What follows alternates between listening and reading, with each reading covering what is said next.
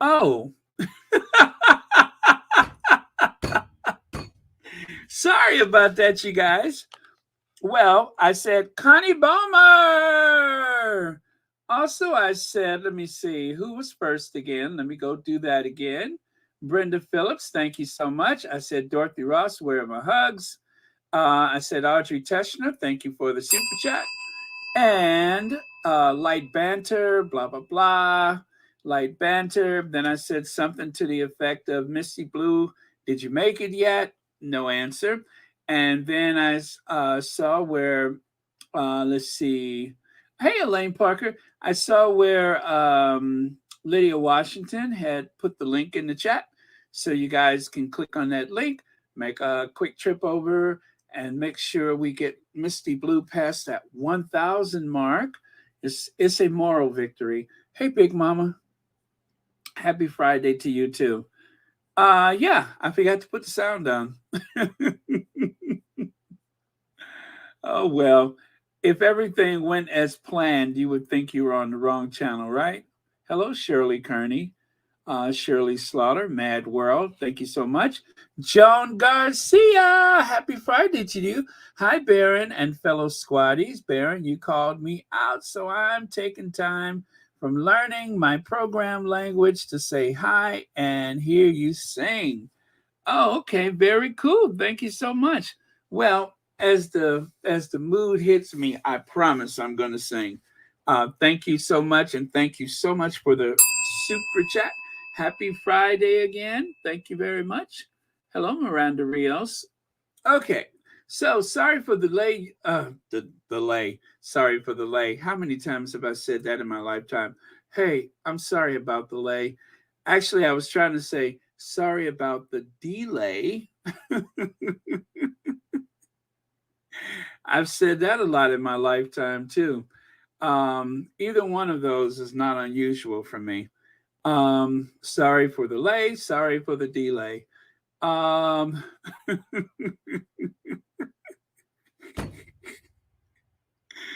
oh man. Anyway,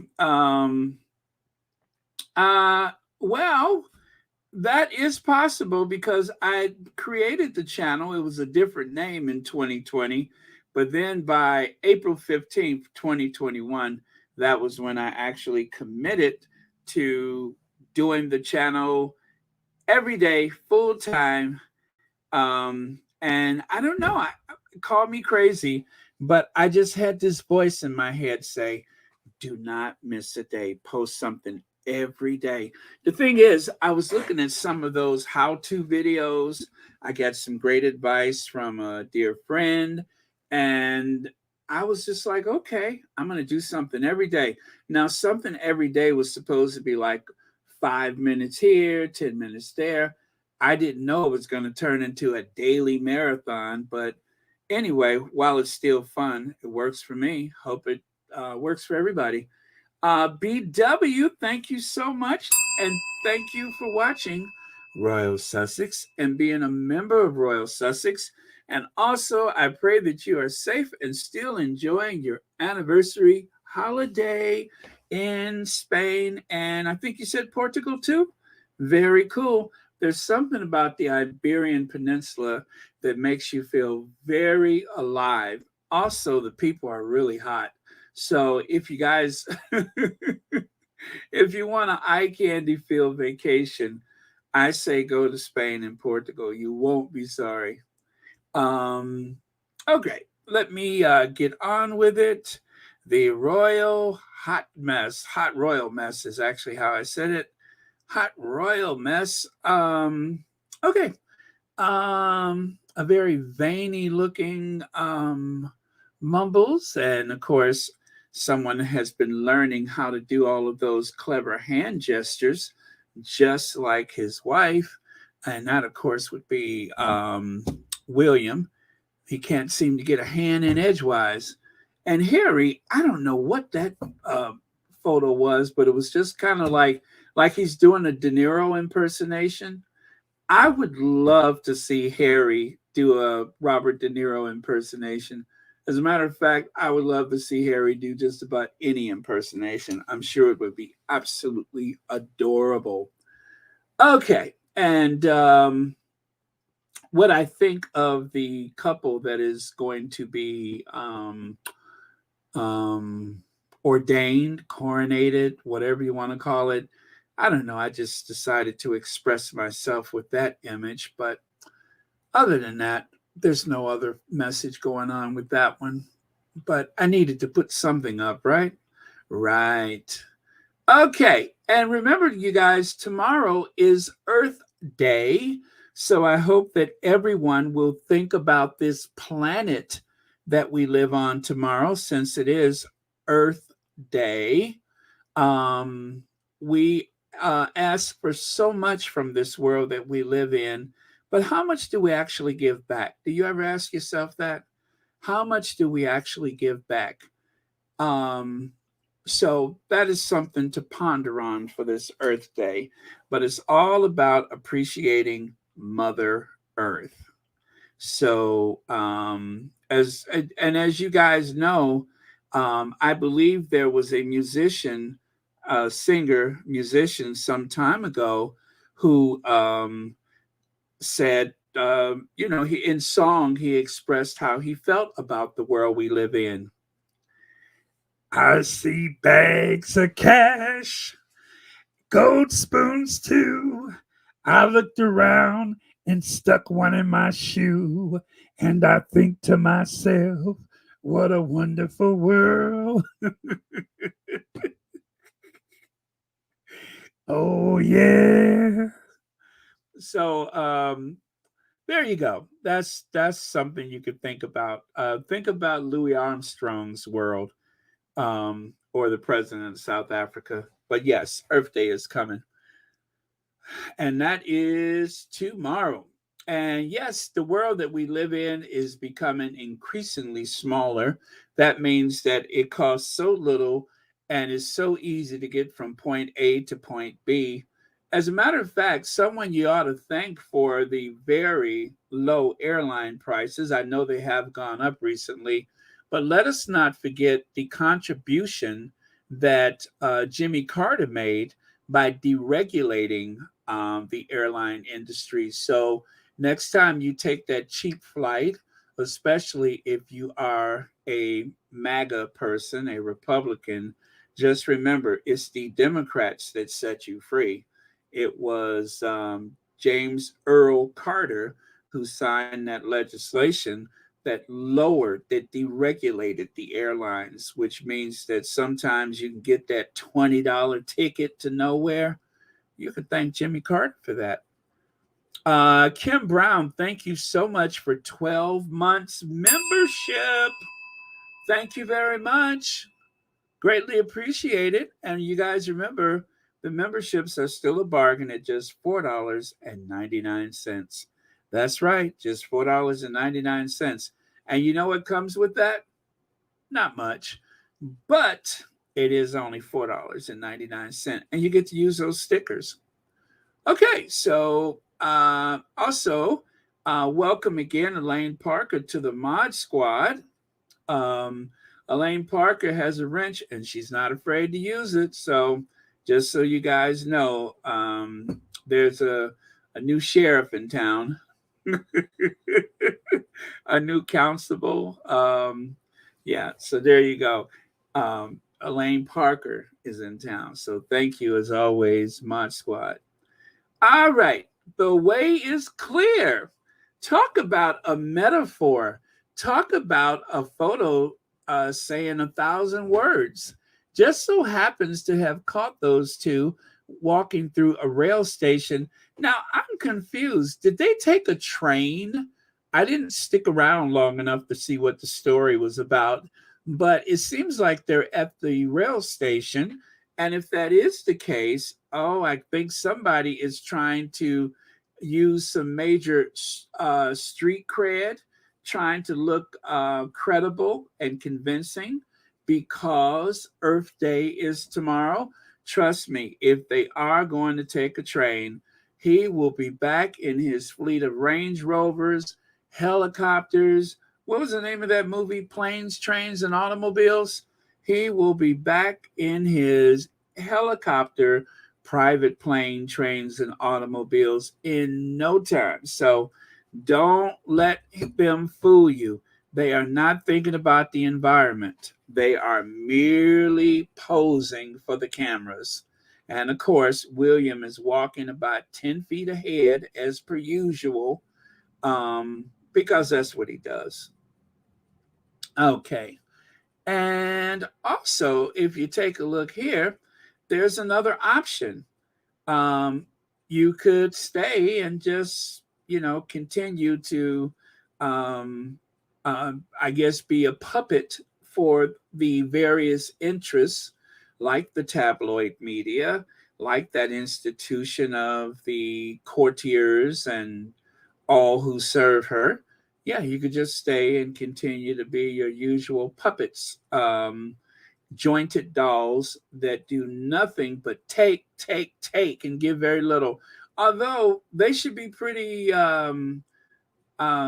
satisfied with themselves. I mean, remember, you guys, William is not just the Prince of Wales, he's also a billionaire. Don't forget that. He's not just William of Wales, he is a billionaire. Billionaire Prince William. He has inherited a huge financial portfolio, and I'm sure he's not afraid to use it. Elaine Parker, thank you so much for the super sticker. And thank you for watching Royal Sussex. Happy Friday to you. Gosh, this week went by fast.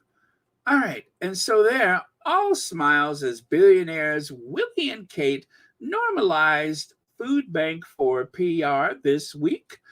Kate asked, do some people struggle with the stigma? Now, I don't know if that's true or not. I don't know if that's true or not. I hope that's not true. As a matter of fact, I guess I should have Googled that earlier, but I hope that's not true. I hope that even she is above something as ridiculous as that. What is that? Happy birthday, Elsie? Is it Elsie's birthday? I had no idea. Happy birthday, Elsie. Thank you for spending your birthday with us, or part of your birthday with us. Yes, happy birthday and many happy returns of the day. Oh, yeah. Okay.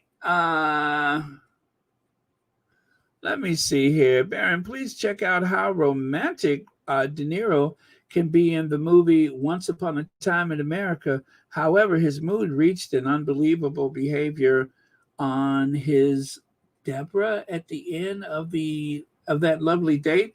Okay. Okay. Once Upon a Time. I remember the title, but I don't know that I've ever seen the movie. So maybe that'll be some homework for me. Very good. Thank you so much for sharing that. Okay, now, remember I said yesterday I was surprised that page 6 reported on William's temper. Well, it turns out the Mirror, and I don't know that anyone else has, but just so happens I came across a headline for the Mirror saying that Prince William has a short temper and can be more difficult to work with than Charles. You guys remember the story from yesterday where they uh, gave a very little tepid, small acknowledgement of the fact that he can be a bit of a loose cannon. Not enough for my taste, but then again, let us all recall that before Spare, there was article after article here and there and everywhere. Every time they needed to big him up, they would, you know what they would do? They would say that William is furious at this person, William is angry. And then, of course, our favorite, incandescent with rage. William was incandescent with rage. So that is another one of those ways that they would try to make him seem like he was much taller and more manly, and you know all those things. So let's see here. And then right here, Camilla had no end game and married King Charles for love, her son says. Uh, so Tom Parker Bowles' comments will be seen as defending his mother against claims from Prince Harry. And then, of course, Cosmopolitan went so far as to say that Queen Camilla's son shuts down Prince Harry's claim that she played the long game to marry King Charles. Now, I'm not seeing as much about this as I would have expected. However, that gigantic son of hers, good gosh, that he is gigantic, isn't he? He just seems like let's say if you had like a roadster, or if no, let's say you have a sunroof top. It seems like he, even at like 5 years old, you would have to open the sunroof just to fit him into the car. I mean, he is just gigantic. It's something oddly huge about him. Um, you know what I mean? Like at his fifth grade class, like he actually I don't know, couldn't use like the regular children's desk. They had to like go and get an adult size desk for him. Just something so gigantic about him. I don't know what it is, but he just seems bigger than life, like the world's largest 10-year-old or something. I can't really put my finger on, but he's just massive for some reason. Um, I don't know. I don't know. It's hard to. I got to see him next to like another guy to understand the dimensions of this baby Huey that Camilla calls her son. I wonder, like, at what age was it she couldn't pick him up anymore? But then again, she's a very sturdy person herself, so but yeah, just a very odd fellow. Like like she grew up like their house is next to a nuclear power plant or something. I can't describe it, but just weird. So yeah, okay, so he said that about his mom. I don't know why I'm just like picturing every shirt that he owns, like it's like everything is like a 3/4 length sleeve on him. Like you can't just go and buy a shirt off the rack that fits. You would all, you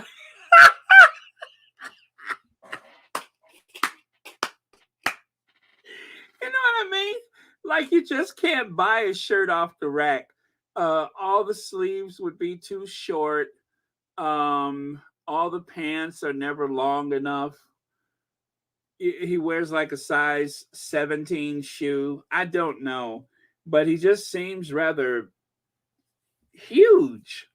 But I don't know. I mean, maybe it's just the photo or something. And how big is his mouth? I know this is not important and it has very little to do with anything, but he just seems like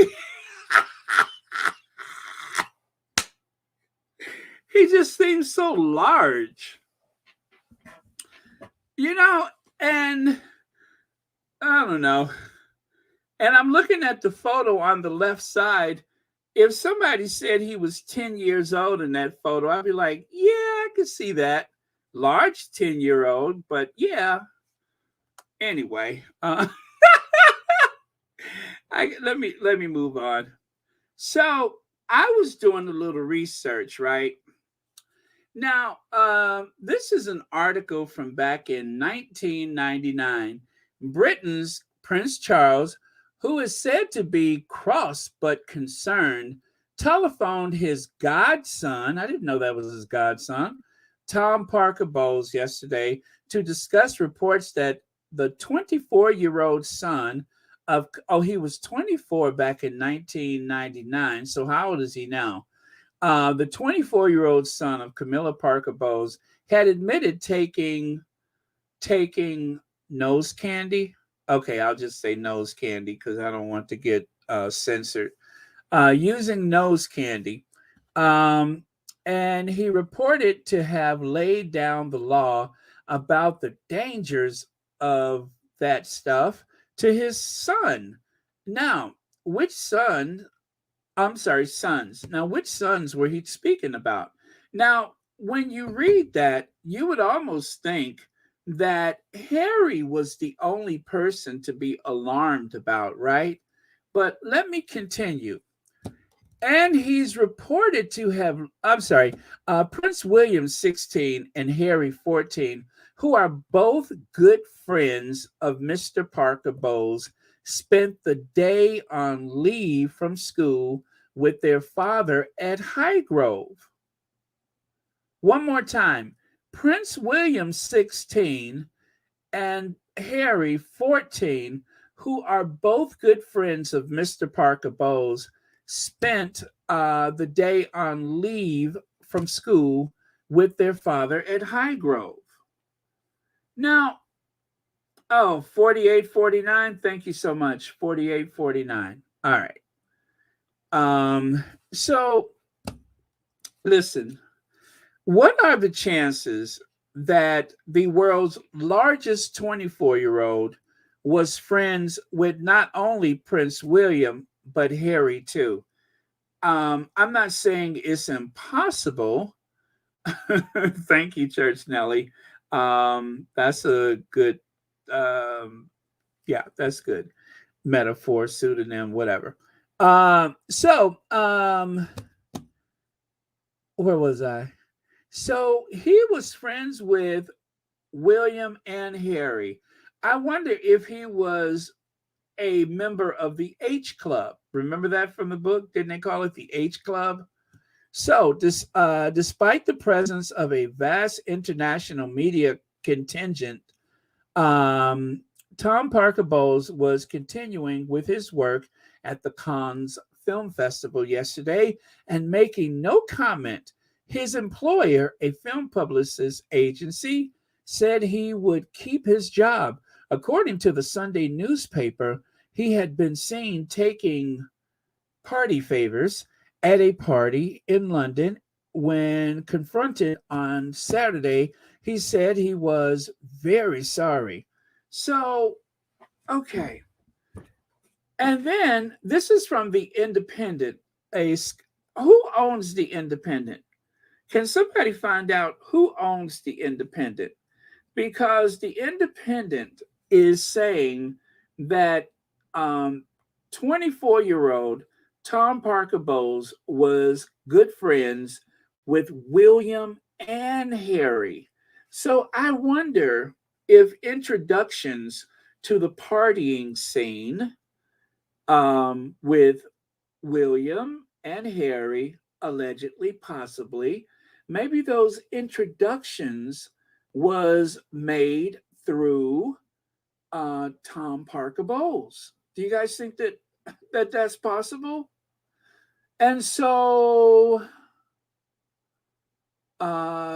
if that is the case, is there something that should have been added to the book that was not in the book? You understand what I'm saying? And did somehow, because we love our brothers so much, in spite of the amount of pain that our older brother has caused us, maybe if we loved our brother so much, is it possible we might still be protecting his image as well other people have? Remember, Harry said that it was very important that the heir never be found wanting for his or her character. In this case, his character. And so anything, and this is not what Harry's words, this has been pretty much what the squad has assumed for quite some time. Anything that could have been possibly said about Harry most likely applied to William, most likely, but I can't say for sure. But I'm wondering now, how does baby Huey fit into all of this?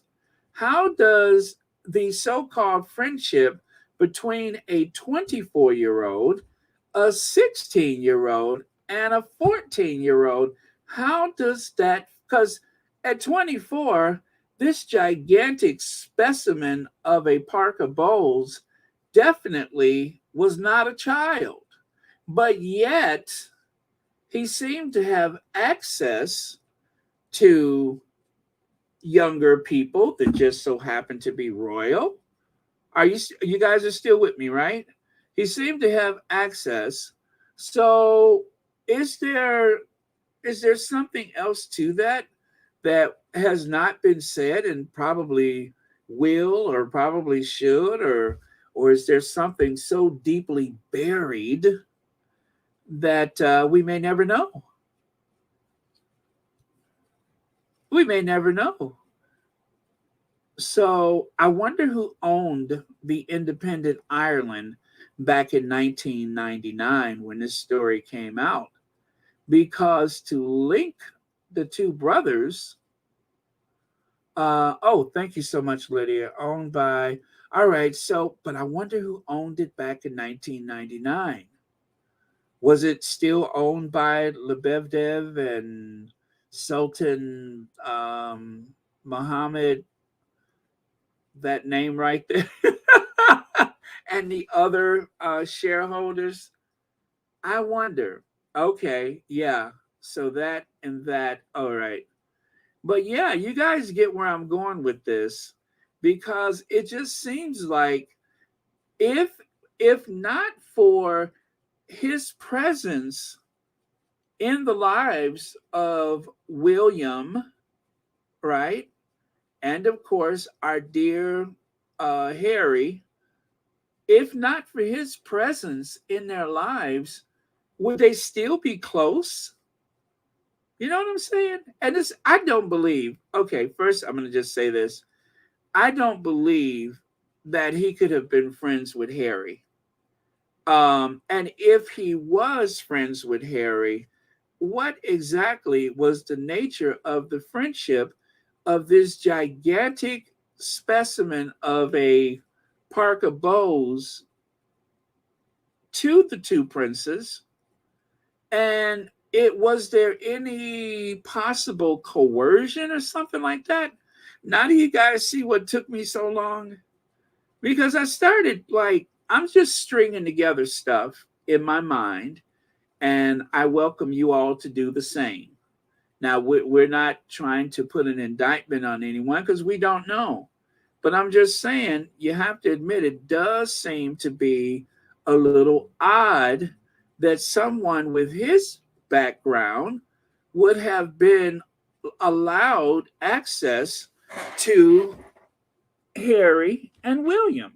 But then again, but then again, maybe that's what would make it okay.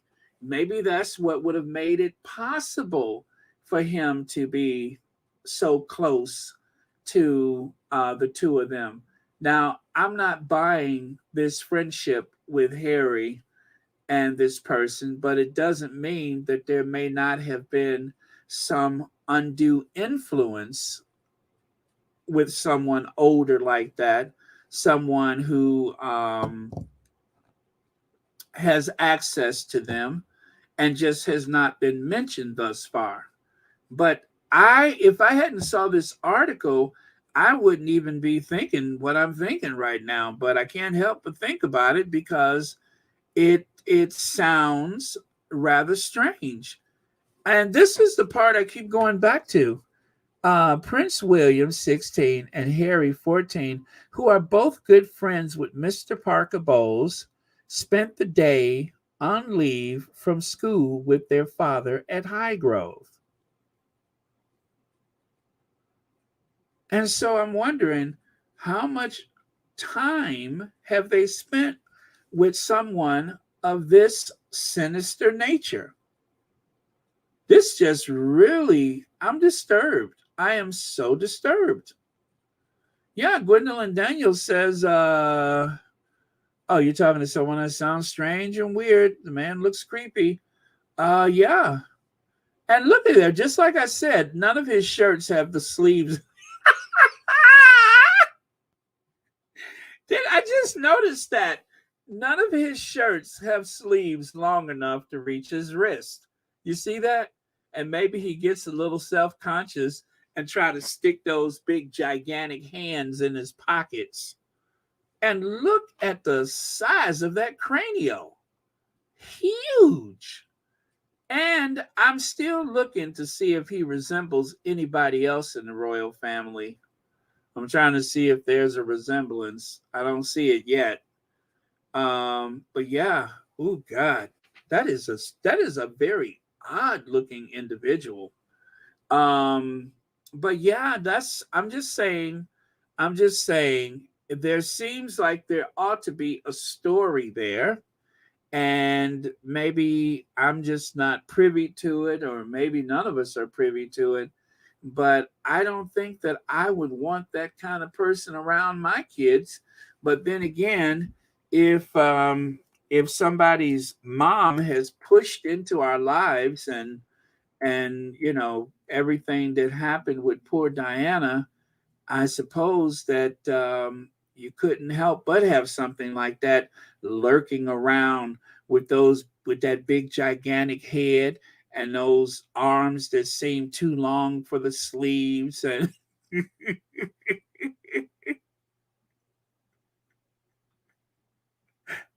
you think so, Big Mama? Yeah, I understand what you're saying. Somebody may need a hip replacement soon, but oh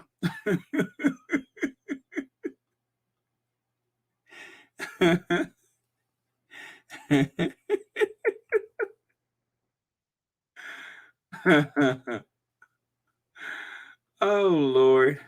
But yeah, this big huge thing, this large person lurking around the two princes, I have to really think about that. Dorothy Ross says it was kept in secret being a Parker Bowles, but hit the papers when it was Harry. Uh-huh. Exactly. Exactly.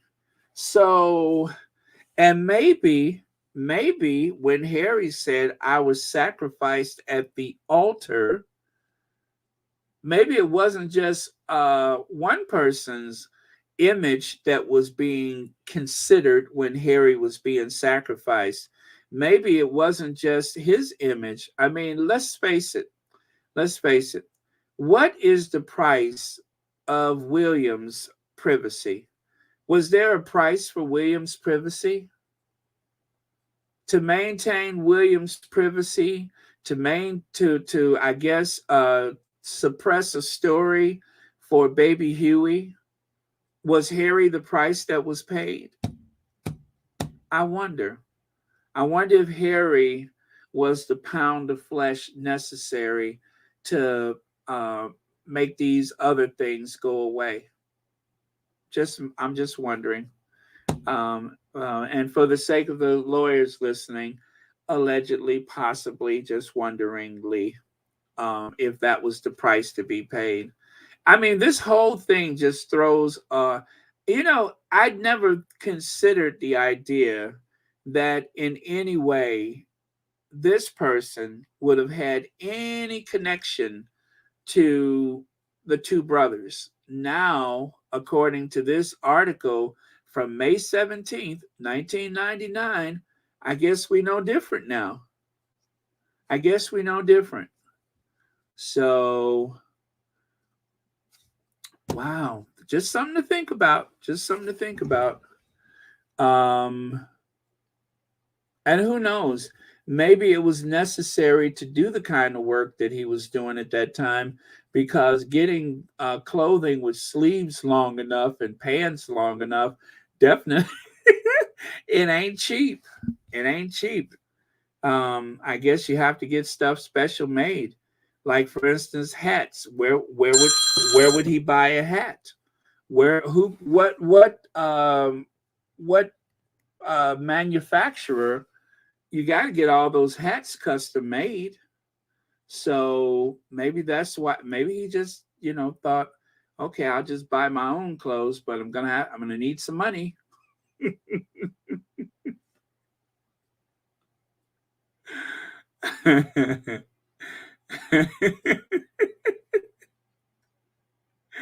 Anyway, you know what? I bet you in person he doesn't look so hideously large.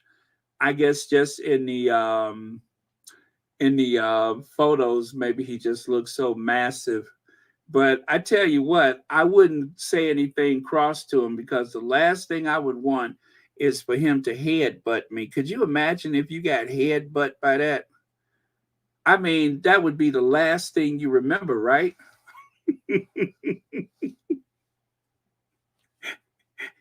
if if he ever ran up and just headbutted you, that would be the last thing you remember before you wake up in the hospital a month later.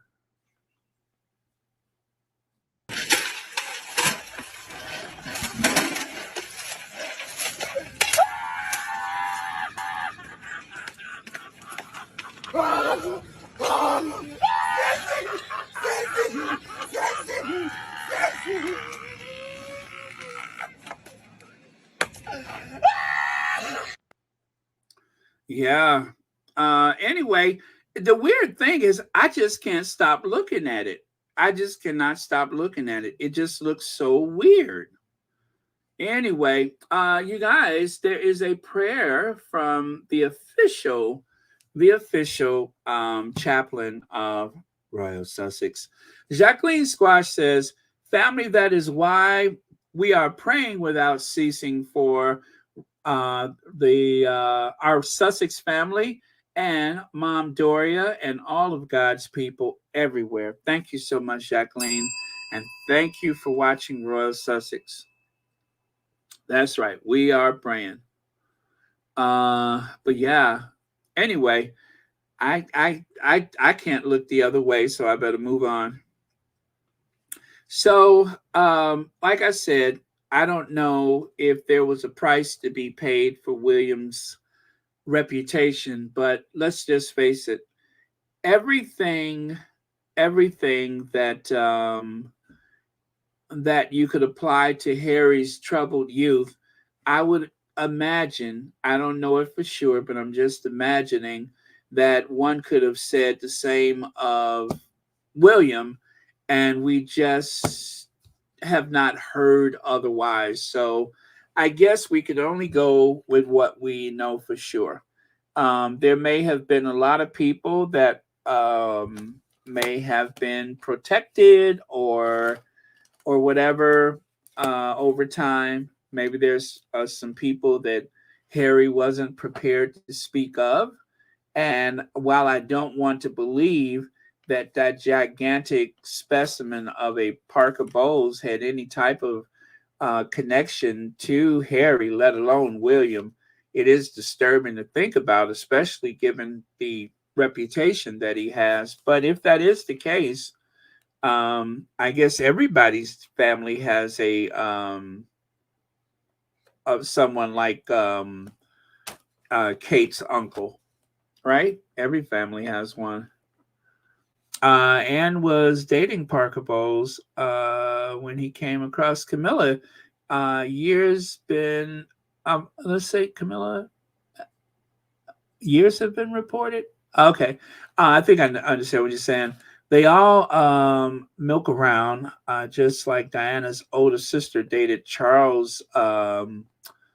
Oh yes, that's right. The Diana's sister dated Charles for 6 months, and then of course that's when the Queen Mother and Diana's grandmother and everybody started thinking, "Oh, I think we have a virgin. We have an English rose." So yeah, I understand. Thank you so much for that. Let me see. Cookies and Cream says the racist press keeps bringing up Harry and the Nazi costume. He was young and made a mistake. He apologized for it. The media has yet to bring up Miss Pretzel Stick's brother selling the Nazi memorabilia. Yeah, and you know, I saw a photo of him with Dan Wooten of all people, Kate's brother, and Dan Wooten. Wonder if they were discussing pulled pork sandwiches. All right, and so there you have the Duchess of Cornwall opens Daily Mail, Chalk Valley History Festival.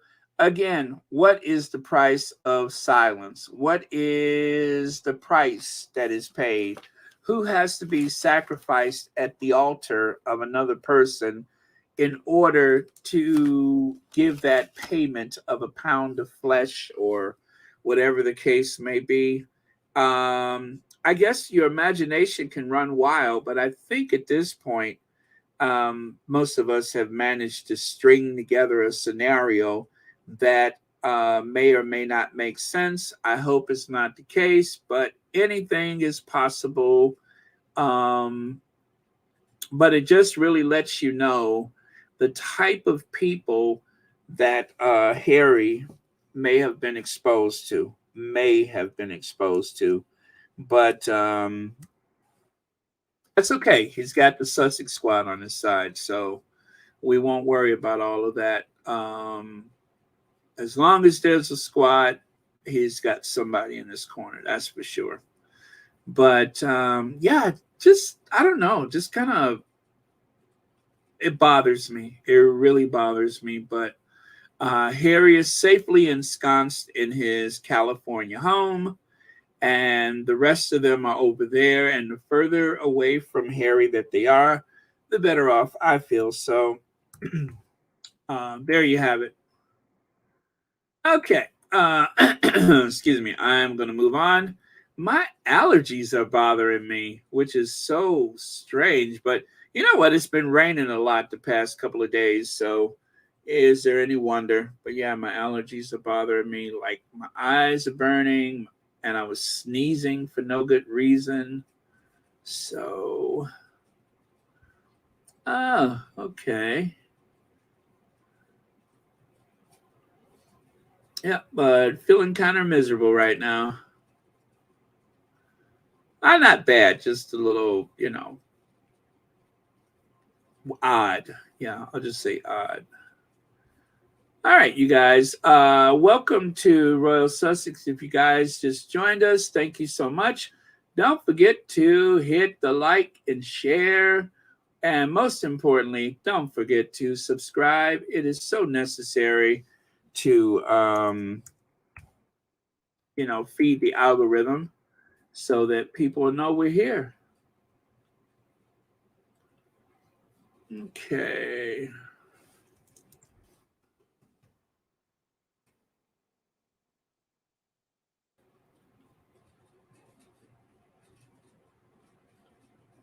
All right. So that didn't work out. Okay. Sorry about that, you guys. I didn't zone out. I was just looking for something. All right. Oh, thank you so much, Joan Lawman. Thank you so much for the super sticker, and thank you for watching Royal Sussex. Happy Friday to you. All right. So let me continue. I got some more to say about this here. So Camilla's kid admits that.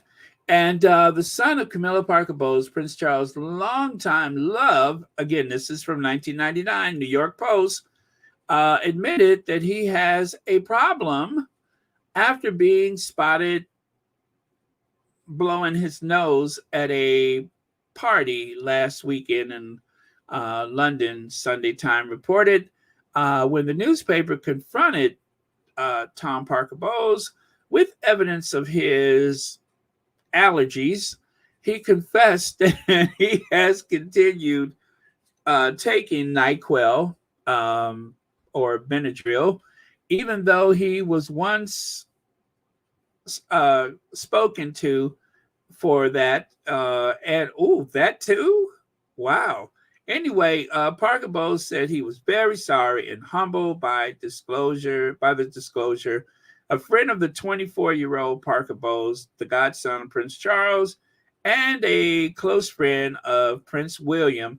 Now, notice in this article, it does say Prince William, not Harry. That's why I said I'm wondering who owned the other paper at the time. But here it says Prince William. It does not mention Harry. Described how the young public relations consultant arrived at the party in West London with his own stuff, and was around 1:30 a.m. Tom arrived looking disheveled. Hell, he left the house looking disheveled. Look at that big fat sloppy man. Arrived looking disheveled? He looked like hell. What do you mean he arrived looking disheveled? He left the house looking disheveled. Are you kidding me? That big sloppy mess. Anyway, who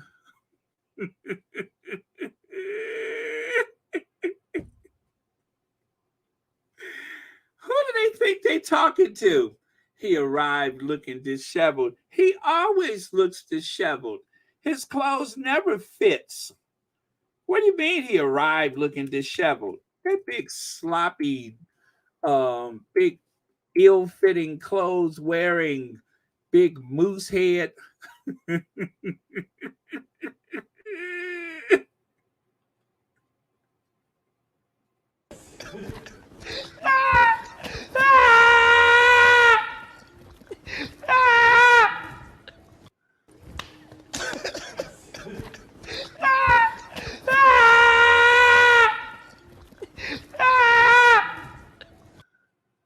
Anyway, so as I was saying, it was around 1:30 a.m.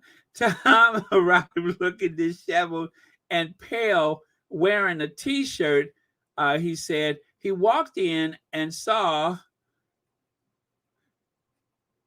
on the table someone.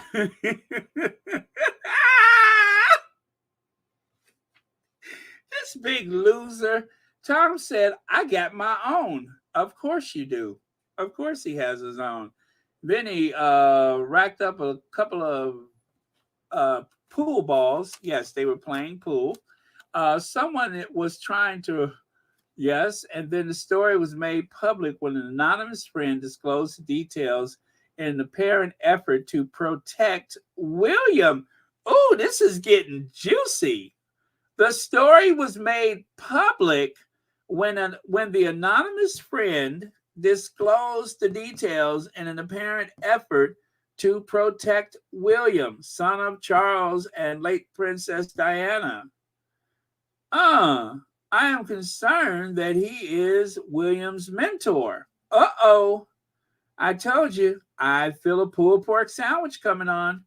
He said, anyway, you look at it, Tom Parker Bowles is a bad influence on the future king of England. Are you guys looking at this? The attitude is that we can't get away. We can get away with anything because we are minor celebrities. Tom thinks that now this sounds very different from that gigantic person that was just talking about his mama. Tom thinks he can pull strings, although Parker Bowles is 8 years older than William. The two have established a close friendship over the last year. William has been seen in Parker Bowles' company on several recent high-profile occasions, including birthday parties for Charles and Parker Bowles' sister Laura. No mention of Harry. William attendance at Laura's 21st birthday party, which caused a minor stir when the 16-year-old prince was spotted smoking cigarettes. My.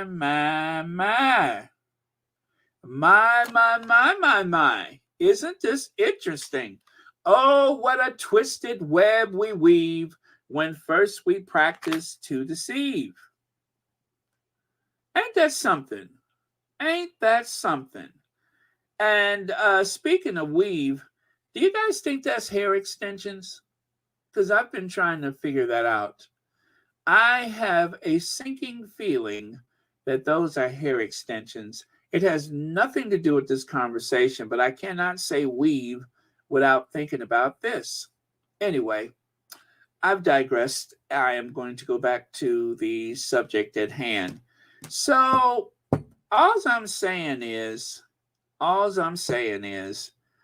Yeah.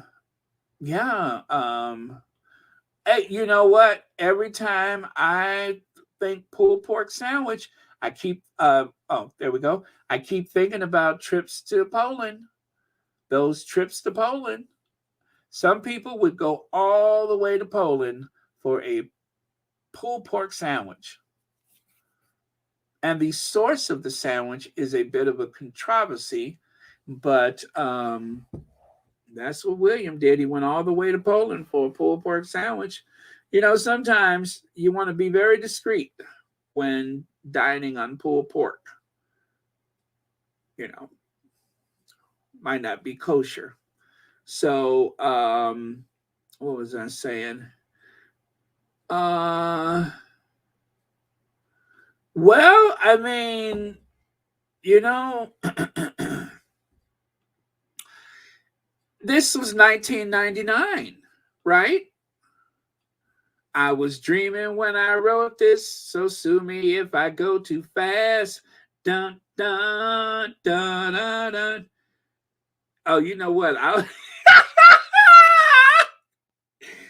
about to come up with a rhyme that had to do with a pulled pork sandwich, but I think I'm going to pass on that one. Anyway, I'm starting to get weird. Let me move on.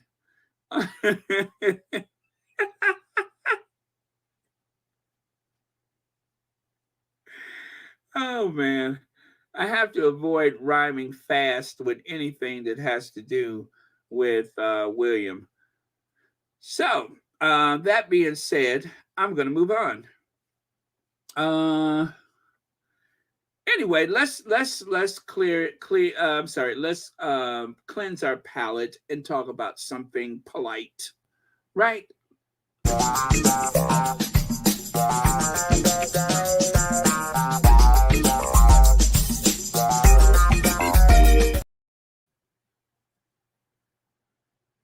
Hold on.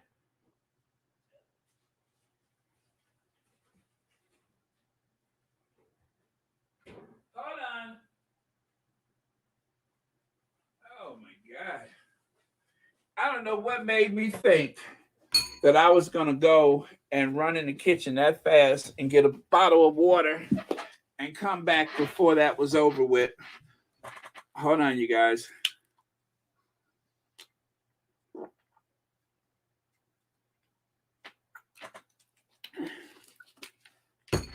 Okay. I was dreaming when I wrote this, so sue me if I go too fast. Um, yeah, I agree. I agree. Oh, I'm sorry. Did where am I? Okay. Okay. I'll do this one. Apparently, one of the people who set up Tom Parker Bowles was a key witness against. Oh, really? Okay. Okay. Boy, I tell you, there's that Sussex Squad Detective Agency. There's the Sussex Squad Detective Agency. You guys are good. Anyway, I'm enjoying stringing together this scenario in my head, that which I dare not speak of, but it just gives room for caution as to what the true nature of this and that could possibly be. That's all. It just makes you wonder. But okay. That being said, let me um let me go back here. I was dreaming when I wrote this, so sue me if I go too fast. Ba da da da da. All right. Let me see. I'm gonna check. I want to see where. So, okay, that's not good. Huh, okay, that's not good. All right, let me go back. Sorry, you guys. I'm just being nosy. I am being nosy. But all right, so Prince Harry's Sentebale charity Thanks, controversial Sussex squad, for helping to raise funds. Did you guys know that you are controversial? Uh,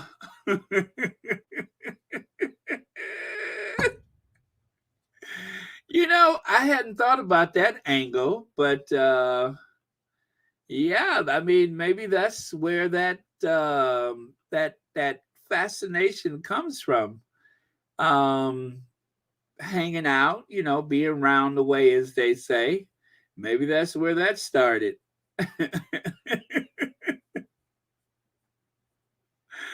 Oh man.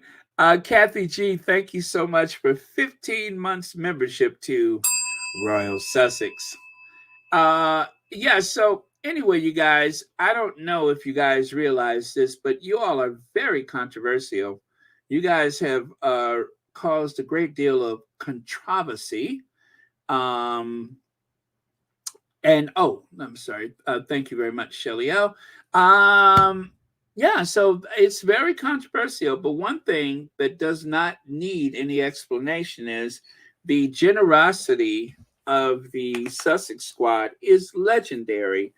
And oh, hey, Rohini. Uh, I'm sorry, I didn't even realize that you were there.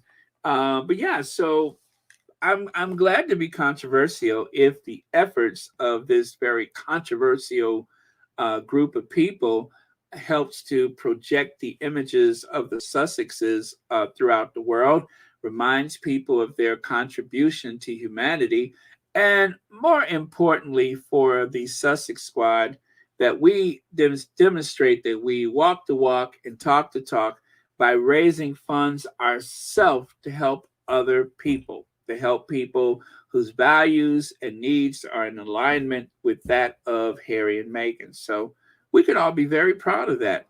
And also, I will just say in our defense, we don't ever like go to our father's house and and start going through it, um, and just going through it and stuff. Some people do that. They'll wait until something happens and then go through stuff. Thomas, I wanted to ask you about these vile individuals who refer to themselves as the Sussex Squad. So I come to my dad's house and start going through it, and I look on YouTube, and my God, I see the Sussex Squad and the Royal Sussex page on YouTube and the things they post, and that's where I found that disgusting video making fun of my father just because he's going to the Jubilee. I mean, and if you look on the Royal Sussex page on YouTube, you're going to see exactly whose it is. It's definitely Meghan Markle. And if it's not her personally, she's definitely paying somebody to do it.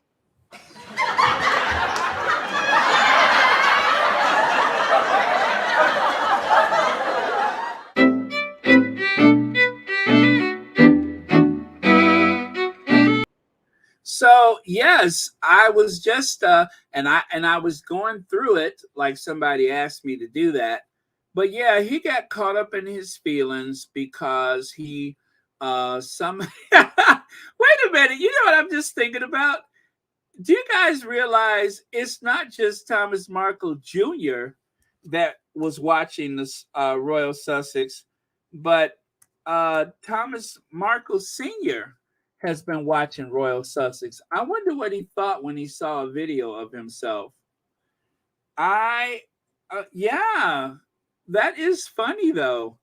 I wonder what he thought when he saw a video of himself. And then his son comes over there and turns on the computer like somebody asked him to do that. And there's, I don't even remember what the name of that video was, but yeah, it was one about the Duke of what was it? The Duke of KFC or something like that. But whatever it was, it seems like Thomas Markle Jr. took umbrage to the fact that somebody had made fun of his father all I did was just made a compilation of all the memes that were out there, including one that I made myself, celebrating his father's ingenuity by being invited to the Jubilee.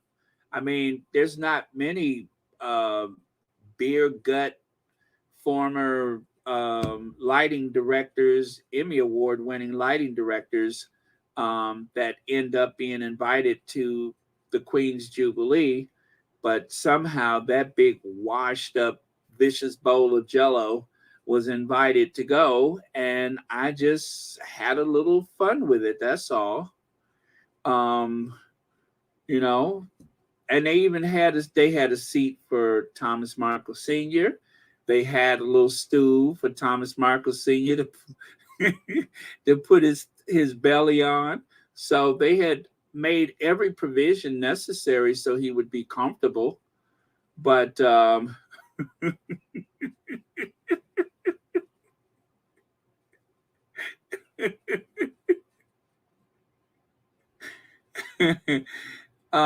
yeah, so at least they were thinking about him. They were very thoughtful. That's what I'll say, is they were very thoughtful. So um yeah, so Power Love says, hello everyone. Baron, you are ready for the Coronation? I am sure there will be ironic statements for the new king that's going to make you bust up. Oh, absolutely. Absolutely. It looks like a lot of new material for me. I am going to enjoy it. Yes, I will be there for it. I am going to point out the strange, the bizarre, and the unexpected. Speaking of strange, bizarre, and unexpected, I haven't said anything about Kate in about 10 minutes, have I?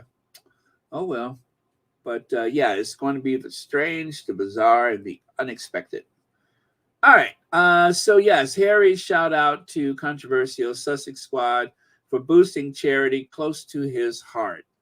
As well, he should. So I just hope Harry never watches Royal Sussex, because I want him to have plausible deniability when asked about Royal Sussex. I hope that he will take a hard pass on that question.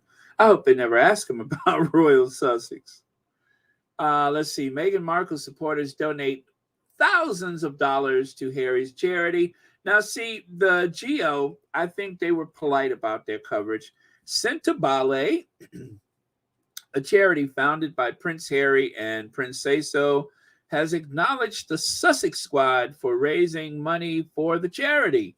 Royal fans criticized the charity and said the Sussex squad has also been embroiled in controversy in the past for cases of online abuse while defending the Duke of Sussex. Thou dost protest too much, right? Sentebale, a charity founded by Prince Harry and Princess, is that the same thing? It sure is. Oh, never mind. All right, so Sussex Squad are women and men from around the world, including many in the U.S., who show up online to support Meghan Markle. The group emerged after Meghan, the Duchess of Sussex, took her hits in the press since marrying Prince Harry, from reports of a feud with Duchess Kate to reports of being demanding and in a very public spotlight on her private family tensions. The annual report by Sentebale also mentions other donors who have supported the charity. Well, I mean, they were doing good till they got to that part, right? The embroiled in controversy of cases of online abuse. No, not so much. Anyway, I think that in some cases there have been some squatties that have been emotional and could give it just as well as they could take it. And of course, only we get called out for it. Now, I myself, I don't go online and spar with people, but I have had threats and other things on my page, and I just ignore them. But um, it can be a very volatile place. And yes, and I'm just going to say, I don't encourage anyone to go on there and uh, as I always say, don't make it personal. Don't threaten anybody, because that's what they want us to do. You don't want to do that. However, there are certain times, as they say, there's more room out than in. Hey, Anastasia Isabella, Berta Sanchez. So, sometimes when you're facing a bully, you have to send them walking away holding their nose so they'll know not to mess with you again. Amen. And unfortunately, in life, sometimes you have to do that. So I'm not going to be hypercritical of people who have said too much or gone too far. However, we have to remember that the focus of the Sussex squad should always be on upholding the Duke and Duchess of Sussex, and we certainly don't want to embarrass them, right? Of course not. All right, so right here it says 7-figure donation by Prince Harry helps his charity grow 50%. That's right. Let me see. The organization helps children in Lesotho and Botswana living with the impact of HIV. A 1.2 million donation from Prince Harry, Duke of Sussex, helped his global development charity grow by more than 50% last year. Sentebale, which supports children in Lesotho and Botswana living with the impact of HIV, raised 4.5 million in 2021-22, up to 3.1 million the year before. This includes a donation of 1.5 million and about 1.2 million pounds. That's $1.5 million and 1.2 million pounds from Prince Harry's financial documents shown, which the charity says it used to rebuild our program following the pandemic and improve the quality and reach of our work. Other fundraising events included that is a dinner with New Zealand rugby legend Dan Carter and an auction attended by singer James Blunt. Sentebale's spending also rose from 3 million to 3 million pounds to 3.6 million pounds, and it recorded a surplus of 950,000 pounds. The charity free reserve of 900,000 pounds, up from 700,000 pounds in 2021. That data is included in the charity accounts for the year to the end of the August 2022, which were published with companies housed overnight. The charities first reported Prince Harry's donation in the 2020-2021 accounts. The accounts acknowledged the global economic downturn could affect future international fundraising as donors look to give closer to home with inflation hitting the value of Sentebale funds, but conclude the fundraising, including Prince Harry's donation, provides a solid financial platform for the charity in the years ahead. Was that Coralita Simone? Thank you so much for the super sticker, and thank you for watching Royal Sussex. Happy Friday to you. Uh-oh, that went too fast. All right. So Harry narrates new video promoting Sentebale HIV charity work. I don't have the video. I was afraid to use it because I didn't want to get a copyright. But I will try to remember to put the link in the community tab for you later. The Duke of Sussex has narrated a new video promoting the work of his charity, Sentebale. What does that say up under there? Okay, thank you. Has done to help with HIV in Southern Africa. The charity was co-founded by Harry and Prince Seeiso of Lesotho in 2006. It works with vulnerable children and young people in Southern African nations of Lesotho and Botswana to ensure they have access to vital health services, especially HIV treatment. What a worthy cause. I am so proud of Harry and Prince Say So. They are doing the Lord's work, and we love them for it, right?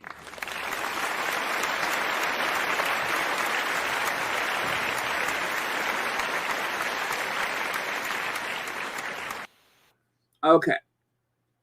Kathy Rose Lou says, Baron, I suspect that some monarchists posing as Sussex Squad are posting threatening comments on public figures defending the royal family.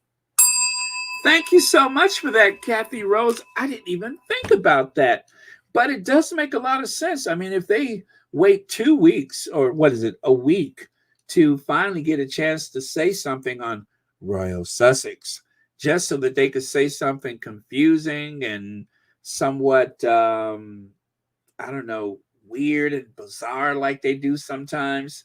And you're just like, gosh, this person has been on here every day. Why all of a sudden have they gone cray-cray? So, yeah, that makes a lot of sense. I mean, if you really wanted to do something to try to hurt the Sussex Squad and to try to make us look bad in public, why wouldn't you do that?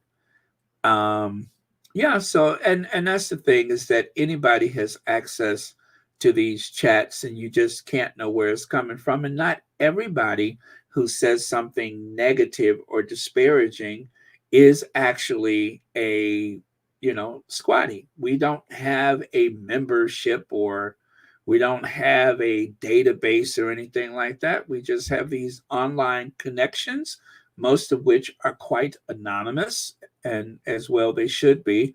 And so they're not allowed to use that against us. They can try, but really, it's just like, I'm going to tell you, during the 2016 election, no, actually the 2016 and 2020, I was a menace with those Republicans.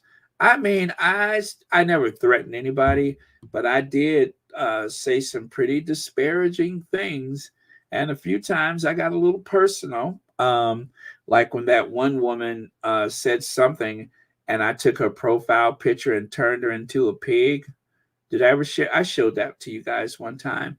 Yeah, I turned her picture into a pig, and then I sent it back to her.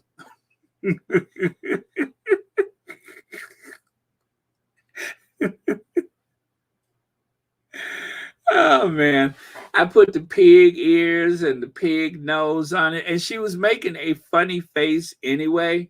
She was pulling this face, and it was just perfect. And I turned into a pig, just like that time on Bewitched when Endora turned Darren into a jackass. Well, I turned her into a pig and sent the photo back to her. There was a couple that were just so bad, I actually apologized to the people. And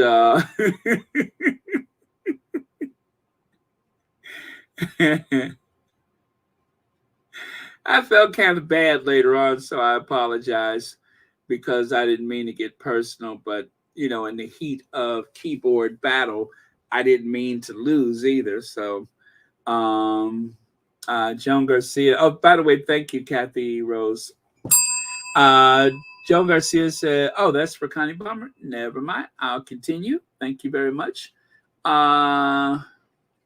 Let's see. Some join Sussex channels and ask weird questions. Yeah, don't I know it? Don't I know it? I mean, you guys have been here, and people that we thought was like, a squatty from back in the day will say some of the most bizarre things. And, well, anyway, notice you don't see those individuals here anymore.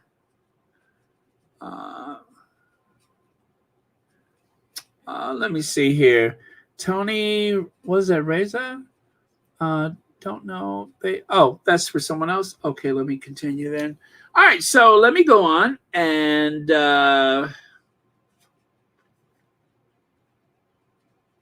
yeah, that's a good question. Celia says Prince Harry founded Sentebale when he was 22 years old. May I ask what his lazy behind brother has done in that period of time since then? Not much. That's easy. Not much. How much? Not much. How much? Not much. That's how those preachers say it at church. How long? Not long. How long? Not long. How much? Not much. Although some of the preachers, they be kind of country. They say, how much? Not merch. How much? Not merch.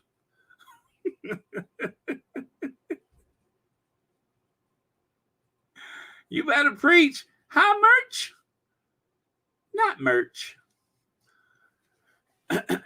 Anyway, as it's not Sunday, I'm going to continue.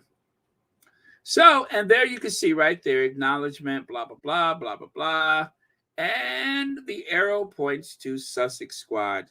That is what has bothered them so much, because they realized that this non-organization actually came together, mostly anonymously, and donated tens of thousands of dollars over the past few years, hundreds of thousands, right? So there you go. At least, whatever they say, at least we don't show up empty-handed like the so-called supporters for the other people that are not really supporters. They're just people that hate because they have hate and evil in their hearts. That's all. And speaking of Sentebale, as you guys know, Sentebale means forgot-me-nots, which were Princess Diana's favorite flower. So in whichever language that is, the Sentebale means forget-me-not. And that was like a perfect connection for Harry with the name of the organization. You don't want to forget those that are in need. And of course, Princess Diana's favorite flower, forget-me-nots. So I love that connection. Very cool. Okay, what an evening this week at the NRW in Berlin, invited by Heinrich Wust. We were able to present the Invictus Games on the Berlin stage and introduce our guests to Team Germany. So that is just a few more photos that continue the ones that I showed you the other night. Last night, actually. Yeah, last night. So there's a couple more photos here. Looks like everybody was in good spirit and had a great time. Wish I could have been there. But yeah, so they are still tweeting about it. So it just goes to show how much it all meant to them. Now, I got this for you.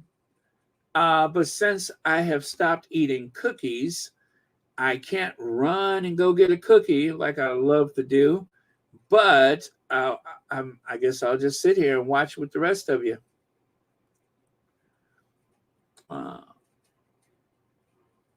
Okay, Joan says, what is really stupid is the royals wouldn't even think about talking something to their visits. Yeah, taking something. Yeah, taking, not talking. Listen to me. Taking something to their visits. No, they don't think about it. That's a non-issue for them. They don't putz around and say, what should I take? Because the answer is nothing. Just a little smile and a little wave, and they're in. A little smile, a little wave. That's about as much as they can do. A little smile and a little wave. Okay.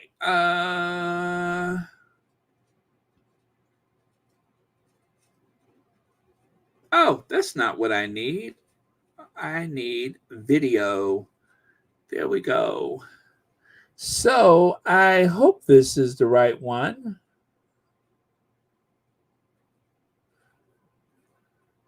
Huh. No, that ain't it. Oh, well, that's okay. I could do it like this.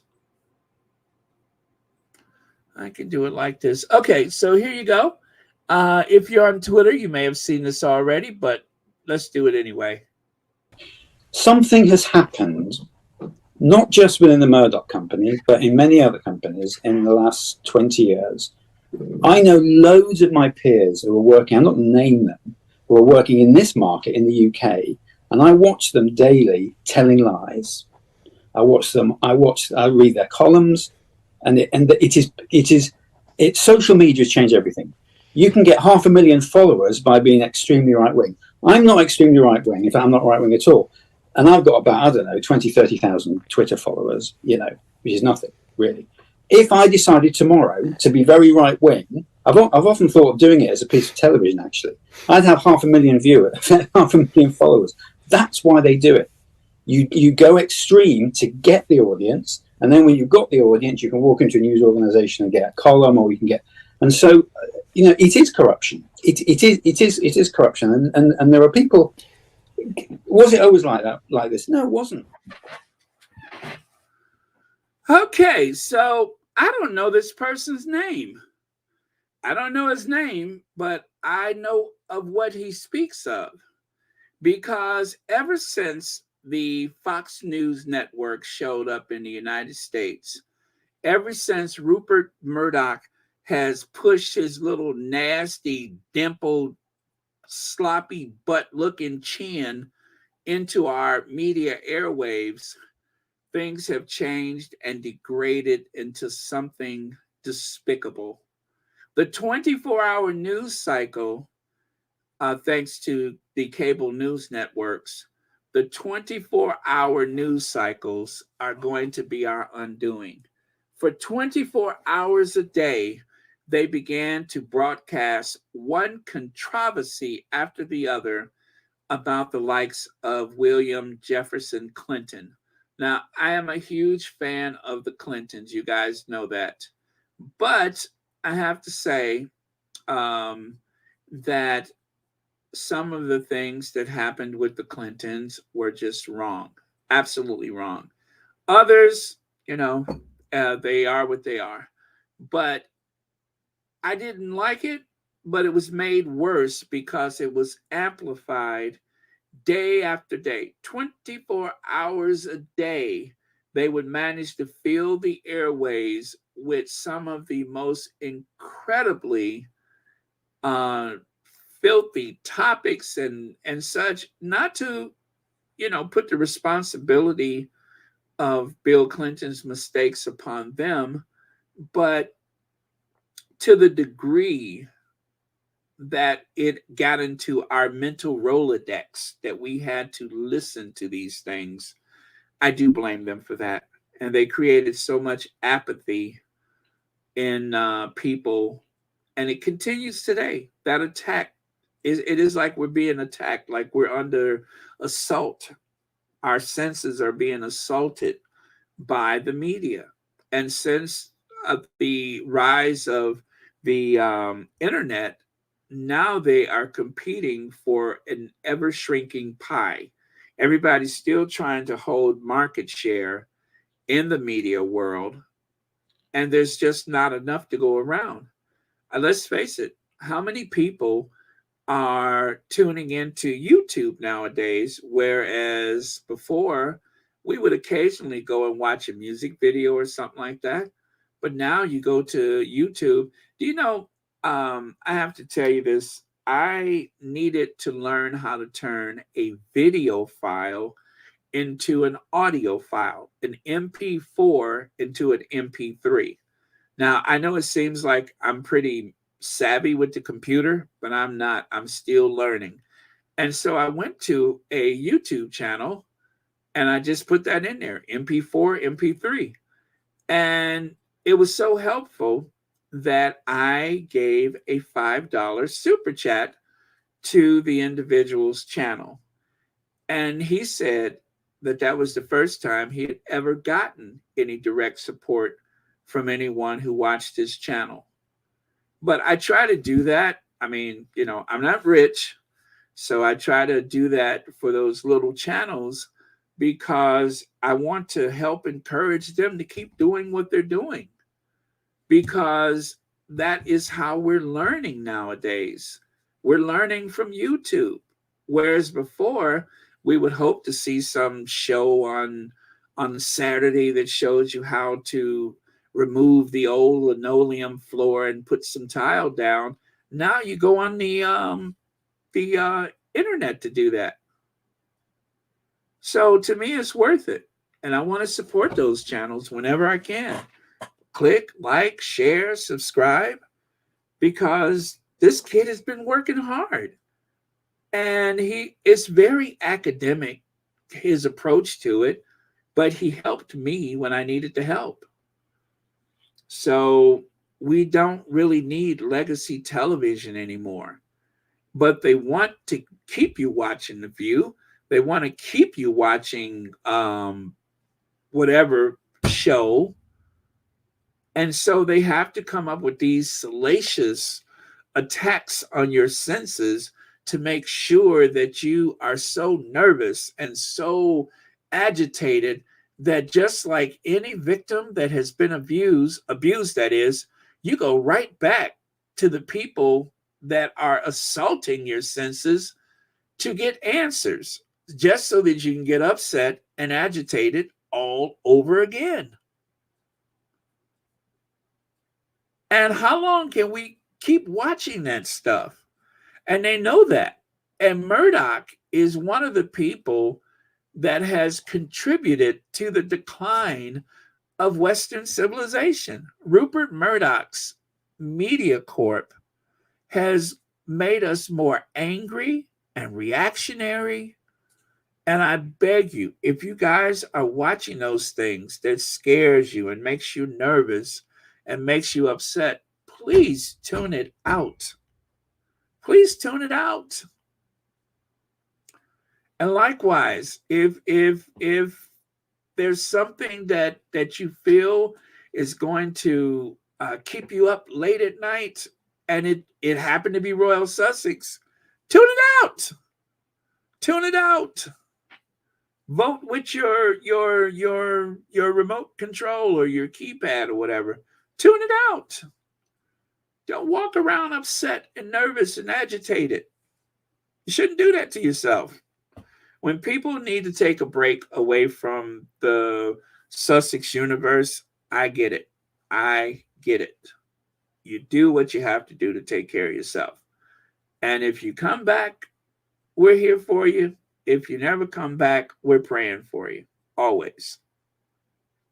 So that's what I want to say. And this guy, he, like he said, it wasn't always like that. I don't know how the media works in other countries, but in the United States, to have your license, and I suppose it was the same in Britain, you had to do a public service by providing information on a daily basis to the viewers. But what was something that was supposed to just tell us about what's going on in the community has become big business. It has become big business. And they know it's going to rattle your cage. They know it's going to rattle your cage. They know it's going to bring you back. But it's abusive. It is abusive to go back to these programs. The reason why that kid, the one that knocked on the wrong door, he rang the wrong doorbell, they said that the guy, the old man, 84 years old, stuck in his house day after day, listening to Fox News, listening to the alt-right and all those things. He's sitting in his house terrified. And then suddenly what he thought was a grown black man on his doorstep scared him so bad, according to him, he could just be a malicious, evil racist.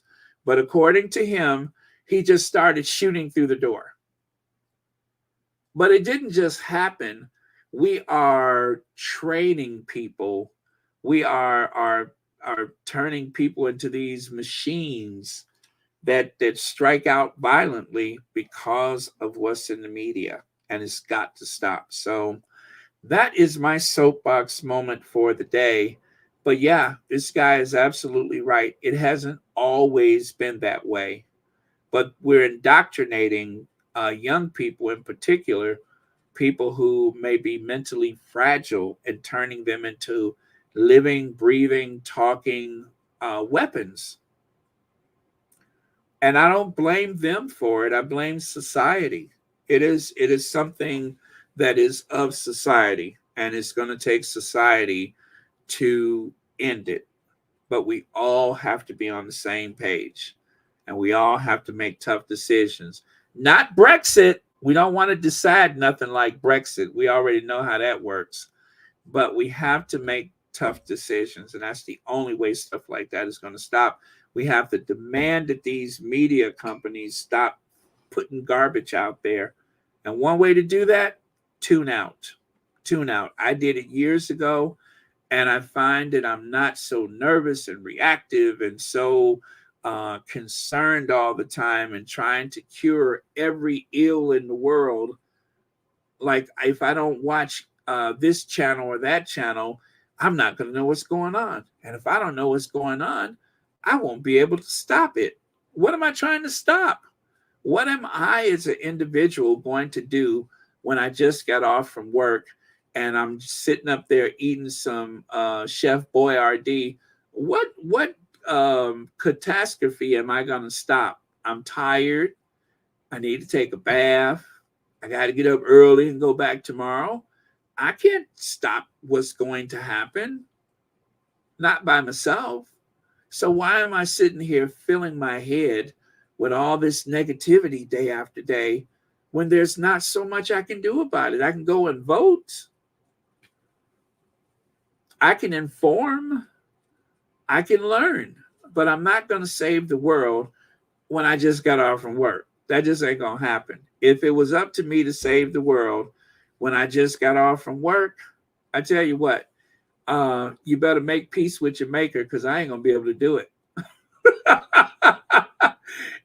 If they said, Baron, put that fork down. I know you're tired. You just got off from work. Put that fork down. We need you to save the world. I'm telling you, y'all better make peace with your maker, because I ain't going to be able to do it. I'm tired. I'm tired. We going to all go together if y'all waiting for me to save the world. And I just got off from work, and that little gimpy left toe of mine keep rubbing inside of my shoe. I can't help nobody. It's just, I'm just one person. So you're not going to save the world because you found out what's happening in Iowa, even though it's 2 years before Election Day. And when people try to tell me, oh, they say so-and-so is the front runner, I don't want to hear that. I don't give a rat's behind who's the front runner. I need to soak my foot. That's what I need to do. I need Epsom salt. I don't need to end the apocalypse. I need Epsom salt. Epsom salt. Epsom salt.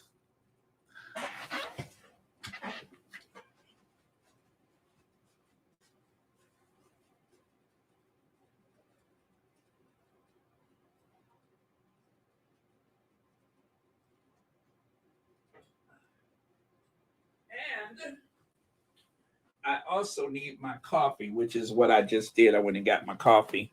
So that is my soapbox moment for today. I'm going to continue, talk about some other things.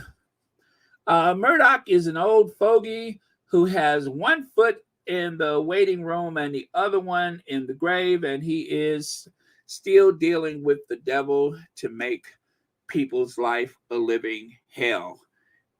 And Fu, I love it. I love it. That is so apropos. Let's see. Oh,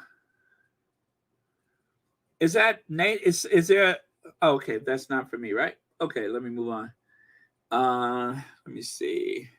I was called a bimbo today on Twitter because I said King Big Ears should be ashamed. Oh man. Now see, if somebody had called me certain names, I'd be like, where I know you from? I probably wouldn't deny it. I'd be like, where I know you from? I know you, where I know you from? Did we work together before? So I'm sure I've been guilty of a lot of stuff. Let me see. Lorna Williams says, that is why my favorite channel is HGTV. I am addicted to that house porn. You're talking about flipping the houses and stuff, right? I've been watching so long I can build a house from the ground up. That is very cool. I've watched a few of those. What is it? The oh gosh, the Architectural Digest television. How people have fixed their houses up and stuff like that. So, and I have watched a lot of those. I watched a lot of those British. You know how when people buy the old manor house and the local council won't let them change this or won't let them replace that. I've watched a lot of those. Very interesting. Let me see. Okay. But yeah, you guys, please take care of yourselves.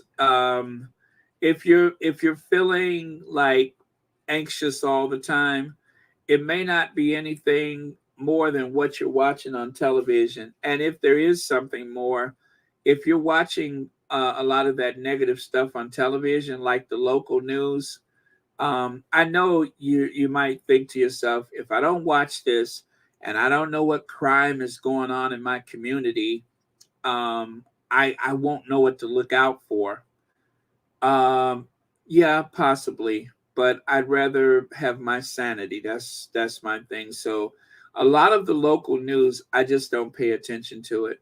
I don't. I figure if it's important enough, I'll hear about it. But it's a discipline to tune yourself away from that.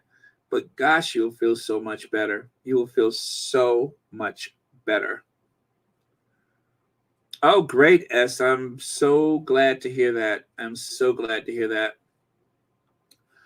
Okay. So right here, the socioeconomic background of journalists, higher socioeconomic background, and the lower and middle socioeconomic background. Now, I have shared this graph with you guys many, many times, right? So,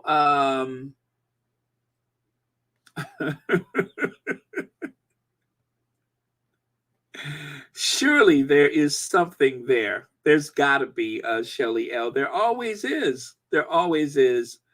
Hey, Jael says, oh, there we go. Moving tons of books right now by listening to you. The heaviness of the books makes me anxious. Well, be careful. You don't want to hurt yourself, Jael. And thank you for hanging out and listening. Joan Garcia says, Baron, lately many therapists tell us not to watch the news for our mental health. Sound advice. Sound advice. Okay. So Basit Mahmood says, when a narrow section of society dominates our media landscape, it has an adverse effect on our democracy as well as our news values. Which stories are told, which they are told, how they are told rather, and what's deemed newsworthy and what isn't. I saw the damaging effects this had on my own community. Sorry about that. On my own community. So again, I have shared this graph several times and it still resonates. It still makes sense. If you have a bunch of pompous, arrogant public school boys working and girls working in the newsroom, and of course, public school doesn't mean the government school. Not in the UK. Public school is those private schools that were so exclusive that once they've gone public and allowed a broader base of society in those schools, meaning rich folks, the nouveau riche, once they started allowing others in the school besides the good old boy network, they started to refer to them as public school, which is so confusing, but trust me, that's what it means. It means rich kids, little snot-nosed rich kids. Only a minority, 16% of the lower and middle socioeconomic backgrounds are journalists and, of course, editors. Most of the journalists and editors are from the higher socioeconomic level, families that have been doing well for a generation or two. And so, of course, their perspective is going to be, oh, I don't know how to say this, very Tory-like, right? They're going to be very Tory-ish compared to the others who are more labor-leaning or more liberal. So this is a good example of what I mentioned about those newsrooms and the spaces that they invade, some of those commentators. So CNN host stunned into silence when royal commentator says African kings, not British royals, should pay reparations for slavery because they rounded up their own people and had them waiting in cages on the beaches. Huh. Very interesting. And so the response from Donatella Lemon was nothing. Don Lemon had little or nothing to say in return. And so this British woman, this royalist, was there to defend the royal family. Now, this was after the Queen died. And you see that dumb look Don Lemon has on his face? That's it. That was his response. He said, okay, yes, and thank you, and ended the segment. So what happens is you will have a very right-wing person like her who will go on to what is considered very liberal television, and she wasn't challenged. There was no pushback. She said what she needed to say, and then she was gone. That was not so that I would change how I feel as much as it is to shore up the support for the royal family. That's what that was about. It is to make sure that they don't lose support. She was there to stop the bleeding because the royal family was taking a huge hit at the time following the Queen's death. And so somebody in the chain of command at CNN negotiated, or someone in the chain of command was in some form of negotiation, I'm sure, to get her on television. And then the earpiece in Donatella's ear was there to make sure that he ended that segment and there was no pushback. Not to mention that he's about as dumb as a box of rocks and probably didn't have much to say anyway. So it was an easy target, Donatella Lemon. And yeah, it was embarrassing. It was absolutely embarrassing. There was segment after segment at the time where I felt like, yeah, people are talking reparations, colonization, slavery, the royal family. I'm here for it. And yet, Don Lemon, who fancies himself as this very well-educated, well-rounded African-American, said absolutely nothing. This woman, I'm telling you, if you know what, don't go and look for the video because it is going to raise your blood pressure. Trust me when I say it. But you would have been shocked at that there was zero resistance, zero pushback from Donatella Lemon. Here, another instance. Now, Don Lemon had plenty to say here. They were talking about Harry's book, and Don Lemon said, you just don't do that. Where I come from, you just don't do that. You don't do that. Now, speaking to Royalist Max Foster and whoever that chick is on the side there, speaking to Max Foster and this very puzzled looking woman on the left side there, both of them just, anyway. So Don Lemon couldn't think of what nasty thing he wanted to say about Harry. So he said, it's just not done. And then when they came back from commercial break, somebody must have told Don Lemon, gauche, gauche. That's the word you're looking for, gauche. So then Donatella comes back after commercial and say, yes, I realized the word I'm looking for. It's very gauche to speak about one's family like that. This is the same Donatella Limon that has written what, 2, 3 books about how difficult life was for him and how he was abused as a child. But he can tell his story. He could tell his story, but Harry should not tell his story. Harry's not allowed to tell his story. But Donatella Limon, who likes to dress up like Meghan, I've seen it. He likes to dress up like Meghan. He did go as Meghan for Halloween, and his boyfriend was supposed to be Harry or his husband or whatever. This person who dressed up like Meghan Markle could say something so silly and repulsive about Harry speaking his truth when he has books of his own.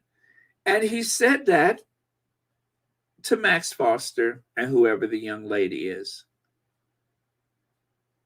This is why I have tuned out a lot of the legacy media, the cable channels. This is why I have tuned them out, because I feel like I am being instructed. I am being gaslit and not really informed. It's more a matter of instruction, and I'm not available for it. So right here, trust in written press. Well, you can see the United Kingdom is all the way down there with only Bulgaria, North Macedonia, Serbia, Cyprus, and Bosnia-Herzegovina beneath them. That's it. You have to go all the way down there to find a lower, respected news source.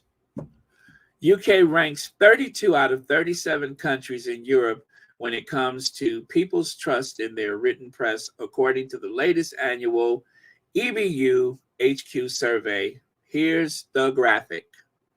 You got to go all the way down. When I tried to look to see where UK was, I almost rolled out the chair. I nearly rolled out the chair. I had to stick one foot out and then put my elbow on the table because I almost rolled out on the floor trying to look all the way down there to figure out where the UK was. I'm like, I know Britain got to be here somewhere. You would have thought I was on that stuff and just nodded off or something. I had to look all the way down to the bottom. I mean, to tell you, I had to dip my head down and squint my eyes. I'm like, where is it? I know they got to be here somewhere, because it was all the way at the bottom. It wasn't like, let me see, Finland is at my eye level, but Britain is all the way down there under my baby toe. I had to lift up my baby toe to find the British tabloid media. Now that's bad.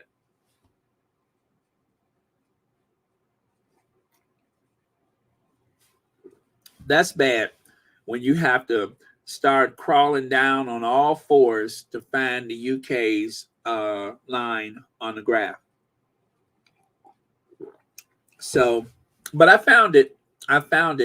And where was it? Beneath Turkey and above Bulgaria. Just where I didn't expect to see it. I thought at least Montenegro. Beneath Turkey and just above Bulgaria. Shut the front door. B10 Powell, thank you so much for the super sticker. And Helen Cole has a super chat. Harry's book was better than Charles' book. Charles spoke poorly about his mother and spoke in support of her mother after reading Charles' book. And yes, and Anne is not going to speak against Charles because Charles is holding the purse strings, right? So she can't even retort the way she wants to, just very politely. But yeah, Charles could speak his truth. Donatella Limon could speak her truth, his truth, their truth. Everybody can speak their truth except for Harry. Thank you, Helen Cole.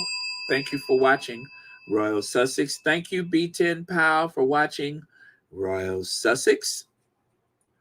And Black Queen said, did Africans benefit from free labor of human beings that built Europe and the Americas? Certainly not. As a matter of fact, I have it on good authority that however they got to the shores, by killing some of the chiefs and kings and such. I mean, let us not forget the Europeans also went into Africa, and anyone who was in a position of leadership and authority that resisted them were taken out and replaced with someone that they were able to put in place, bought and paid for. Let us not forget that.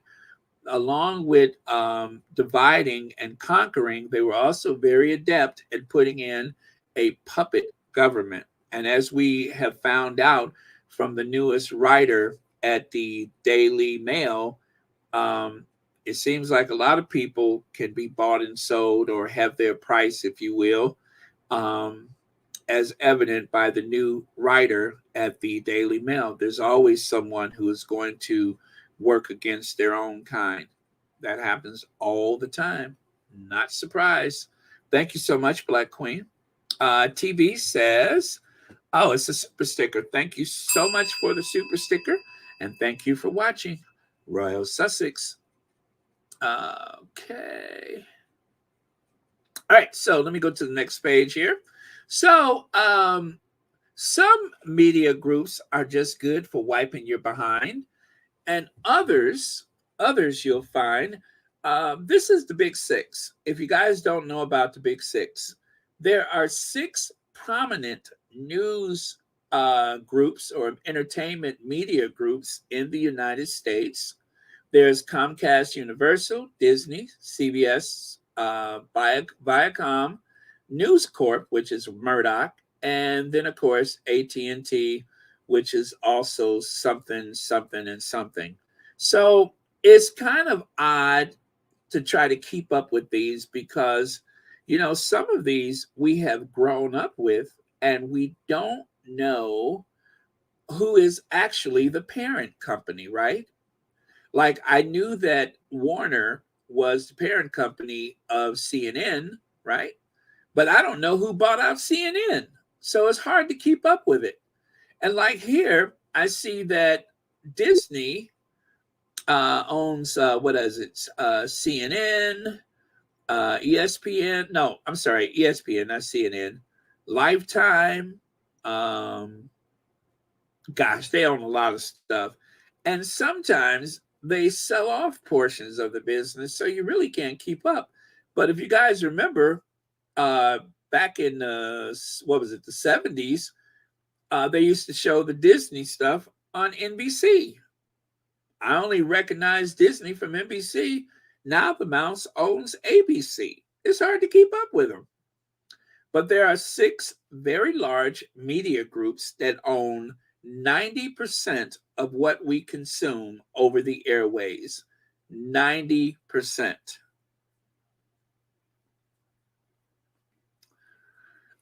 Z. Brennan says, has anyone heard of a king from Africa that ruled Agala land?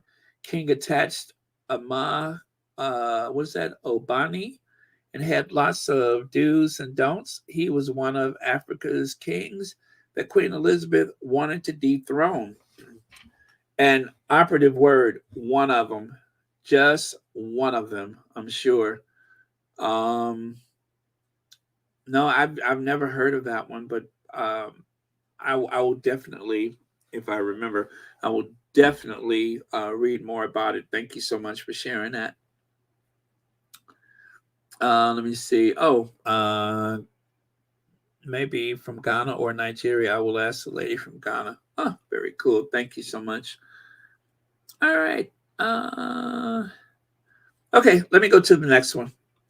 So, reminder, over 90% of all US media is controlled by 6 companies. If you control these, you can virtually control democracy. Repeat, if you can control these, you can virtually control democracy. There you go. There you go. Comcast, Walt Disney, Time Warner, 20th Century Fox, CBS, Viacom. And this is why when you watch some of those shows like, what is it? The View. This is why there's certain things that they say and certain things they don't say.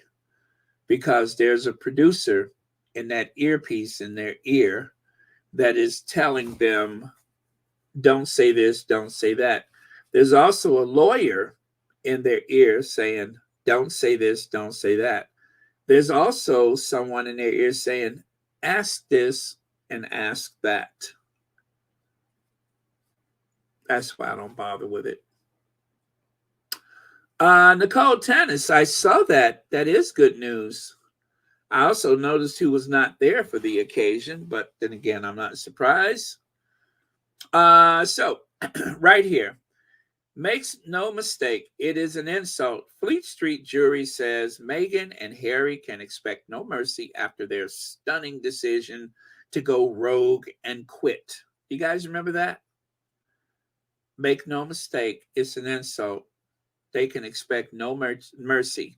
These people, not these, but one in particular, and surprisingly, it is the one that looks like he's of African descent that says they can expect no mercy. Well, somebody's doing the bidding for their employer. I'll be nice and say their employer. And then, of course, we already know about old big head Camilla Tominey, and of course, Arbiter, and then of course, Aressa Myers, who's always on a Lorraine show. Tell me, Aressa Myers, where's your other ear? Do you have another ear, Russell Myers? Yes, Russell Myers, who's always on the Lorraine show. They didn't take it well when the Sussexes decided to use their voices. They did not take it well. So there you go. That is what happens when you have just a minority of people in control of the message. It gives some of the most radical reporters, some of the most right-winged nationalist reporters, and of course, those who want to impress them. Like if you look down there at the bottom, you can see Trevor Phillips being presented with one of those OBEs or elemental Ps. You can see him being presented with a trophy or trinket from Prince William. So, of course, he's going to say something incredibly shocking like that about the Sussexes. And, of course, Prince William went straight to him, ran in his house, pushed past him, panting really hard and looking crazy. And then after that, he knocked him down, broke a dog dish in his back. You know what they do. That's what happened, right? No, of course not. William gave him an honor. He didn't jump on him for saying anything about his brother. He honored him. That's what happened. He received an honor, whether it's before or after. I don't really care. We all know what it was for. Now, I got another little sound bite for you guys. Another one. Since we are talking about the media and the overreach that they have in our lives, I am going to play another sound bite for you. I miss cookies, but I don't have any cookies here. I'm so proud of myself. No cookies. Okay, here we go. Meghan's war on the press and the media. That's and true. as they say at the start of episode 1, they say so many books and shows and stories have been written about us. We wanted to have our own say. And remember, the purpose of the PR office at the royal family is to keep the royals in the press all the time. So you have to remember, when I work in newsrooms, it's a fact that every anti-Harry and Meghan story comes from Kensington Palace. But why haven't... And if it comes from Kensington Palace, why are they briefing against their own grandson? Well, okay, that's a very... The idea... Why are there never any I think that's fascinating. About Prince William? Were William and Kate involved in briefing against them originally? I don't know. That's a good point. But having a war on the media, I don't know whether that's worth the... And that could have been the case again, but it is the public who find her a divisive figure. And why did they do that? Well, for a number of reasons, one of which is us. It's the media, because we divide opinion, we take sides, particularly the tabloids. Of course, you have to remember Harry is suing the Mirror Group, the Mail Group, and the Sun as well, I believe. So they're not going to be very well disposed towards either Harry or Meghan. But it is us, the media, and I think we should actually accept that, okay? Although, my job is to report on the royals and to be, sometimes part of their PR spin and be positive about them. Although, my job is to report on the royals and to be, sometimes part of their PR spin and be positive about them. Well, if it isn't Emily sending the clowns Andrews, that's right. Even Emily Andrews, she finally fessed up that that's her job. Isn't it bliss? Isn't she a scare? She wears too much makeup. And look at her hair. But where are the clowns? There ought to be clowns.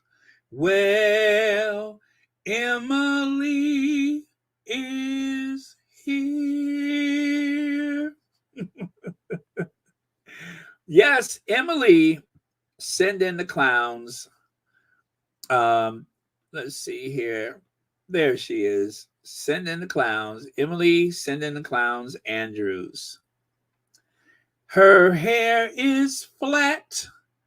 Her nose is pretty huge. Anyway, let me leave Emily alone. She is messy, though. And you guys, listen, I know Emily is a lot of things, but I can't help sometimes because she is so messy. You understand what I'm saying? She is messy, messy, messy. And I find myself laughing at how messy she is. Not only is she a terrible gossip about the Sussexes, but she also gossips about the other reporters. I mean, she's just wickedly gossipy, I don't know. I think it's scary because she has too much fun with it. And I promise you, if you catch her at the right time and listen to her, she's going to tell you a lot of stuff that you already know, but you can actually get her on record. You know what I'm saying? That's what I'm saying. You can get her on record.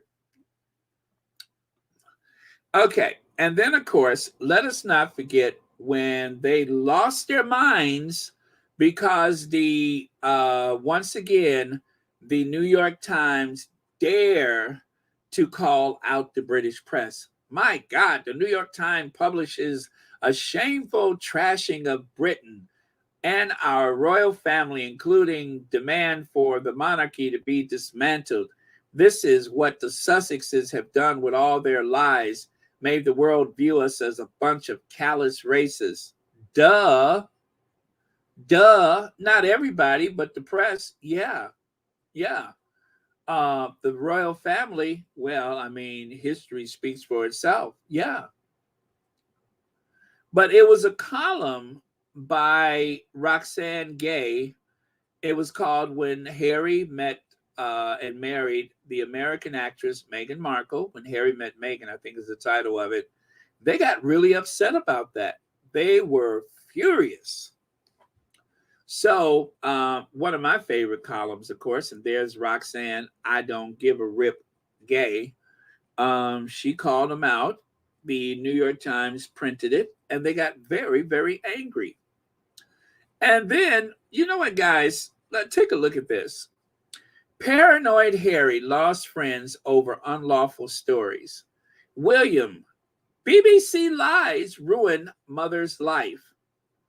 And of course, he claimed that his mother became paranoid and fearful, and that helped to drive a wedge between his parents.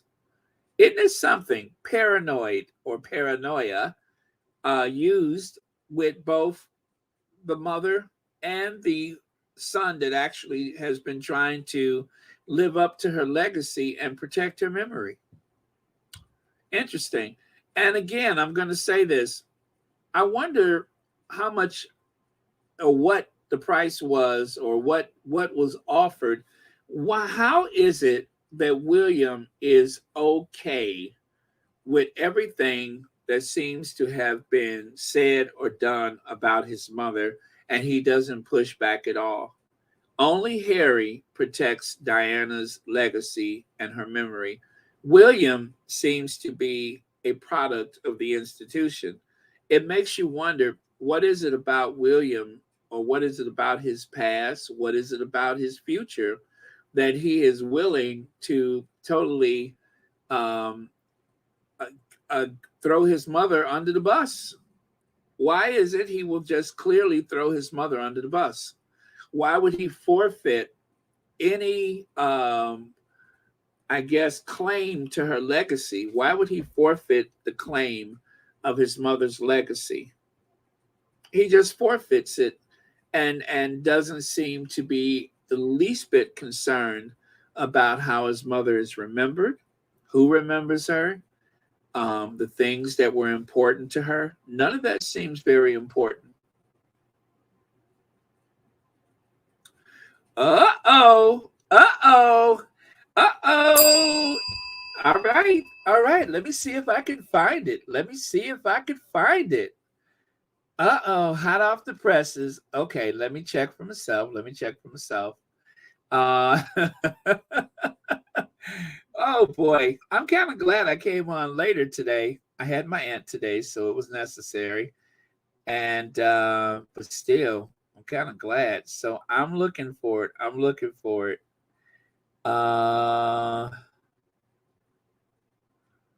Let me see here. Meghan wrote Charles over racism concerns. Let me see the date on this. Now, I'm looking at this. This is in the Daily Telegraph. Let me see what the date is.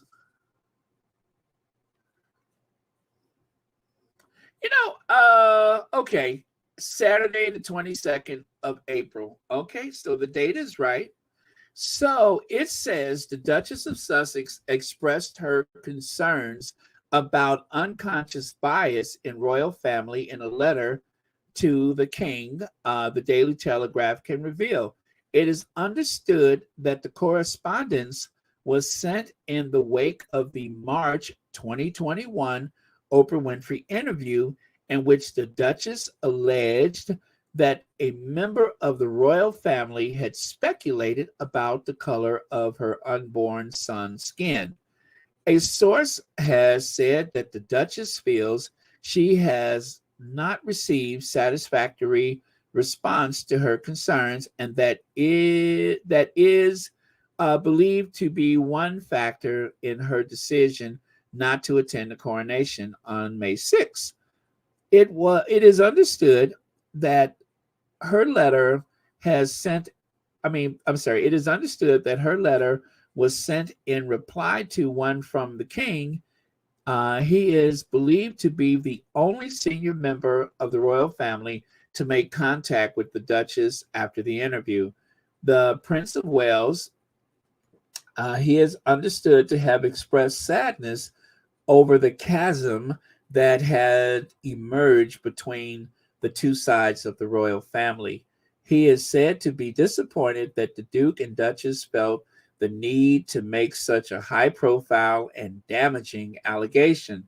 So, in the interview, the Duchess told Winfrey that there had been concerns and conversation about how dark Archie's skin might be when he was born. A source claimed that the letter made clear the identity. I'm sorry, that the okay, yes, a source claimed that the letter makes clear the identity of the senior member of the family who made the comment. So if the letter made clear the identity, I'm assuming that it may not have been Charles, maybe. Anyway, it is understood that both the king and the duchess acknowledged the individual remark was not made with malice and had been considered an innocuous observation. The duchess is believed to have thanked the king for his words. Now, all of this is alleged. The duchess' letter is also said to suggest that she had never intended to specifically accuse the individual involved of being racist, but was raising concerns about unconscious bias. Okay, so let me stop right here. The one thing that they keep overlooking about this, and let me know how you guys feel about it. I, as an African American man who, has some mixed race heritage, but I identify as a Black man, right? I have been in places and situations where I have been somewhat insecure because of a history of racism. And if I am surrounded by a bunch of people that have already, ignored racism against me, if I'm surrounded by people who try to downplay and disregard anything racist and won't even call it out, even if they are the most powerful people in the land and they won't call it out. If I go to a Christmas dinner and one of the cousins or aunts wears a brooch that most people would deem as racist, then of course, if someone asks me, how dark do you think your child will be and how will that look?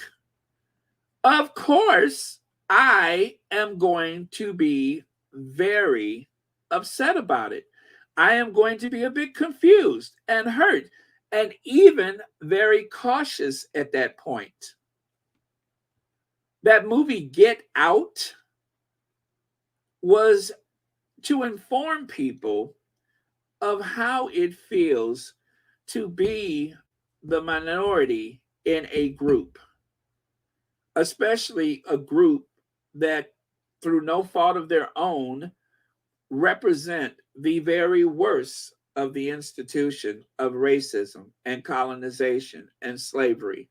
So if you ask me about my child, if you ask a mother about her unborn child, how safe and secure would you expect a mother to be? A pregnant woman in the most vulnerable time in a woman's life is during pregnancy with a newborn or during pregnancy. That's the wrong time to ask about a child's skin color. Am I right? That's what they ignore. Just like they constantly ignore the fact that it's not so much that the media is hypercritical of everything Harry and Meghan. I think the worst of it is that that the family is actively briefing them and telling them and exposing them to information about me and about my family, and they won't stop doing it. And so since they won't stop talking, then isn't it my turn to talk? They ignore that. And that's what frustrates me about so many news programs and talk shows, even in the US. They never mention briefing. And that is the core of what bothers Harry and Meghan about their situation. It's bad enough that you have this conspiracy of hatred through the media. But when you know that they are being fed talking points, when you know there is complicity coming from within the house, that's what hurts. That's what hurts. If I don't love somebody, they can't hurt me.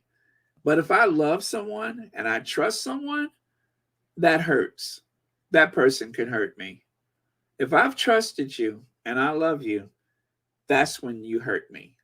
But a stranger, not so much. And that's where the problem lies. So, to continue, a royal source suggested that while the exchange was warm in tone, it had not eased the tension between the two sides, especially when one side had their child depicted in the media as a chimpanzee and nobody in the family said anything. But if you accuse someone in the family of having received injections in their face, then they want to get the lawyers. You get the lawyers because of that face, but you don't get the lawyers when it involves somebody referring to a child as a chimpanzee. So yes, if you ask me about my child's skin tone in a family full of people with questionable temperaments, then of course I am going to feel a certain way about it. Yes, and I'm entitled to it. Let me see. Okay, the Duchess is understood to feel concern the Duchess is understood to feel that concern she has raised, which crucially included the way in which the bullying complaints against her were handled and the allegations that neglect by the institution led her to feel that way she felt that she talked about, that I can't say the word, have still not been resolved.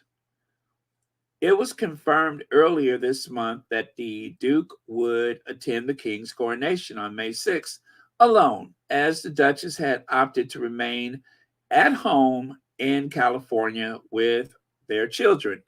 The desire to put her own family first by staying with Prince Archie on this fourth birthday, which falls on the same day, was said to have been the deciding factor. However, she also wanted to protect herself by sidestepping the inevitable criticism and attention that her appearance would have provoked.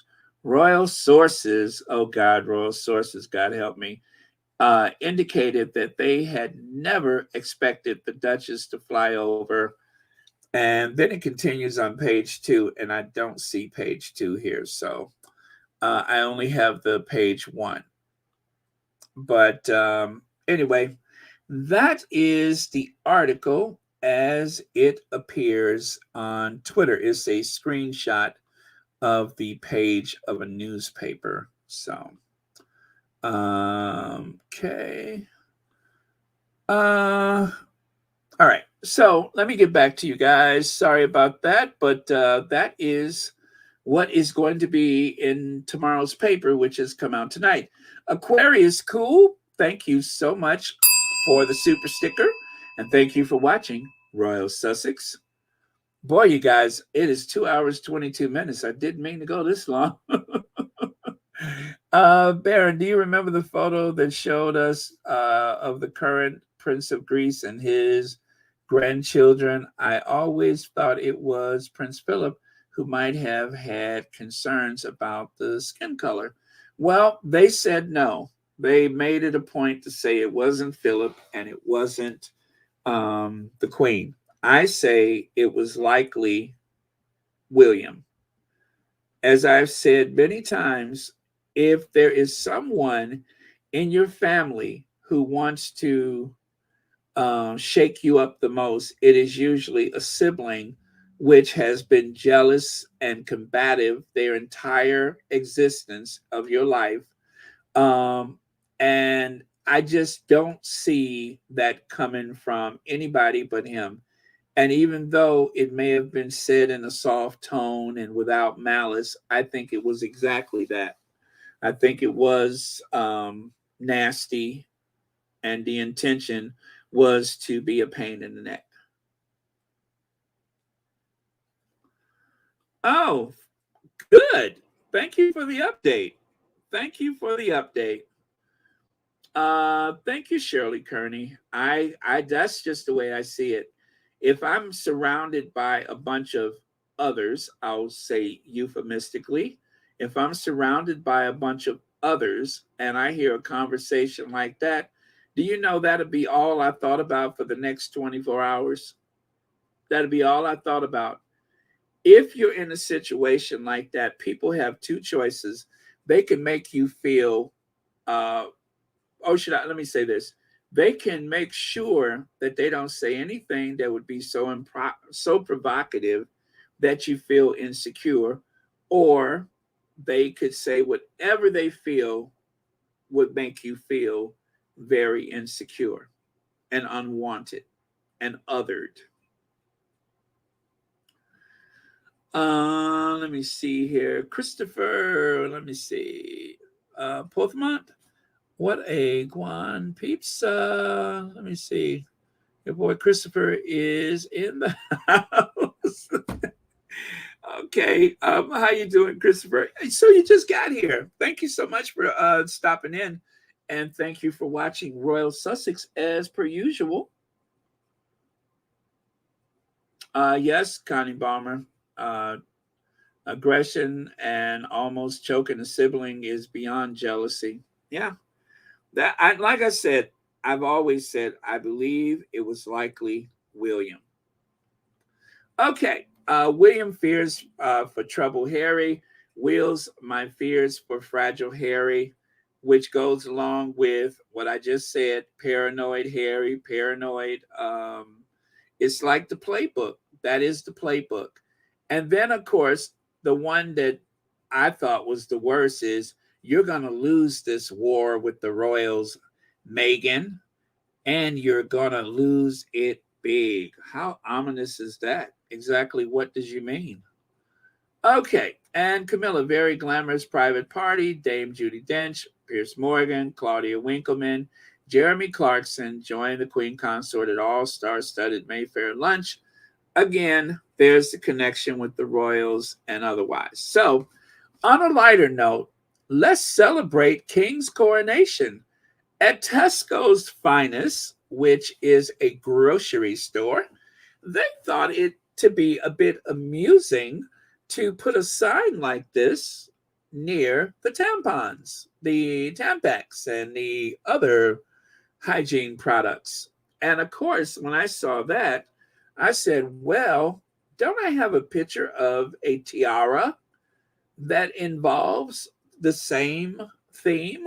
So I decided to match these two images up for the sake of messiness. Yes, for the sake of messiness. All right, Tempanation. Yes, Mario Pena, Tempanation. Okay, and moving on. Instead of Tesco's, it's Tories. Very little help, Tories. I don't know, somebody posted that. I don't know if that's a real thing, but somebody posted that on the Twitter. Instead of Tesco's, it's Tories. And you guys, I love Tesco's. Tesco's is like a grocery store.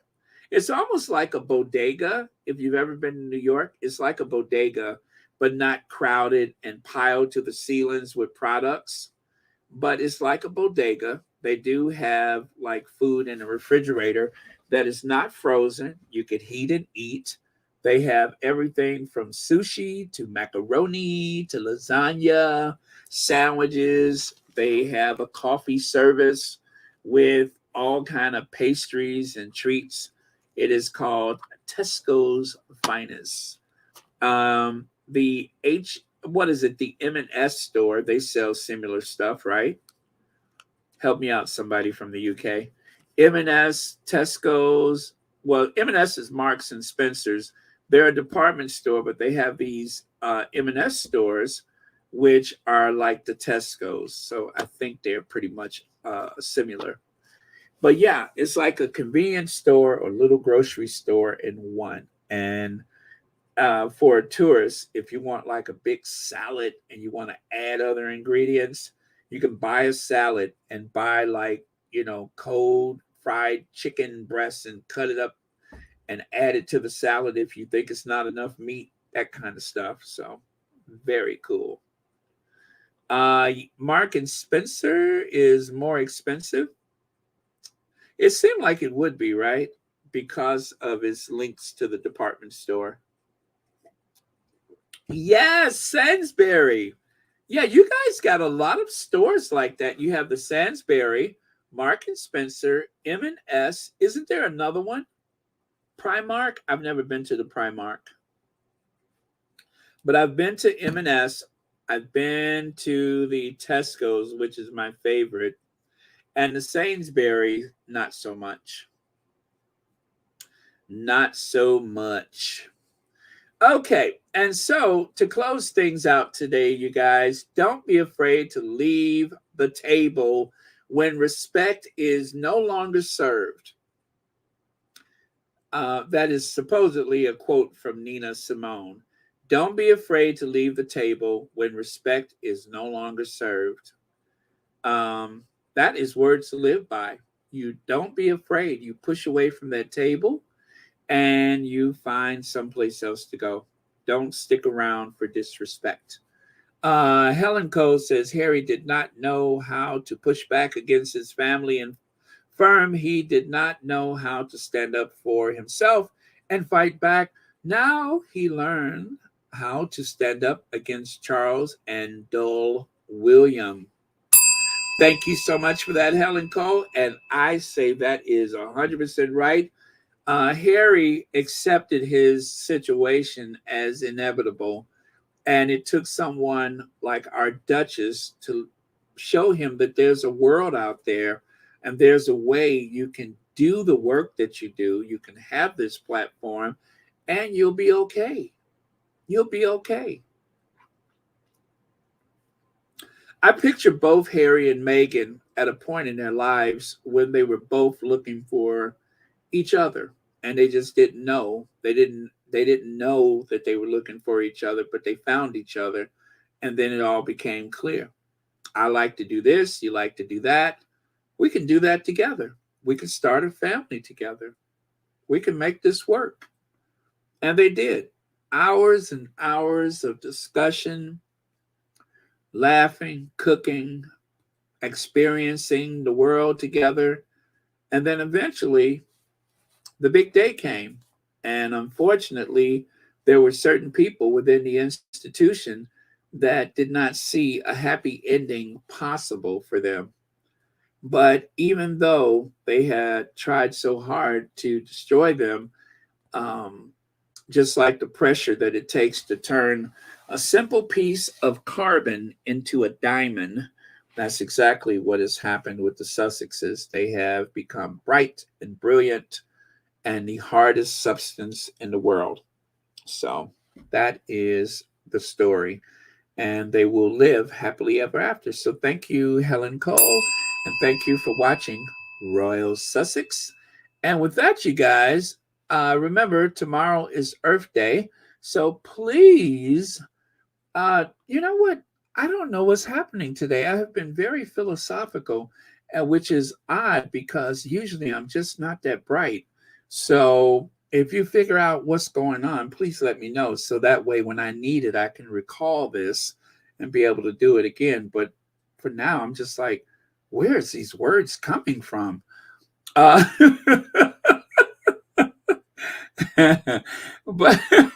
maybe I should try to buy some more of this coffee. But yes, tomorrow is Earth Day. So please remember to celebrate the earth any way you can.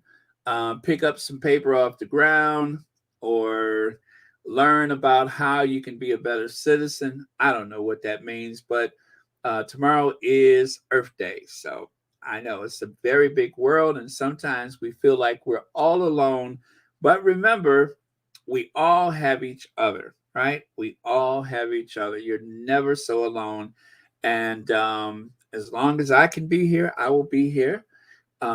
There are other content creators within the Sussex squad and some that are not squaddies, but there are other content creators. I invite you to go and experience the Sussex squad from their point of view. I think it's always important to take in another point of view. Don't put all that responsibility on one person. Spread it around. It is healthy for you, healthy for them, healthy for everybody. Teresa McDougall, thank you so much for the super sticker, and thank you for watching Royal Sussex. And let me see. Black Queen says, Baron, you are a learned scholar. You just don't know it yet. Oh, thank you, Black Queen. That is very nice. That's very kind of you.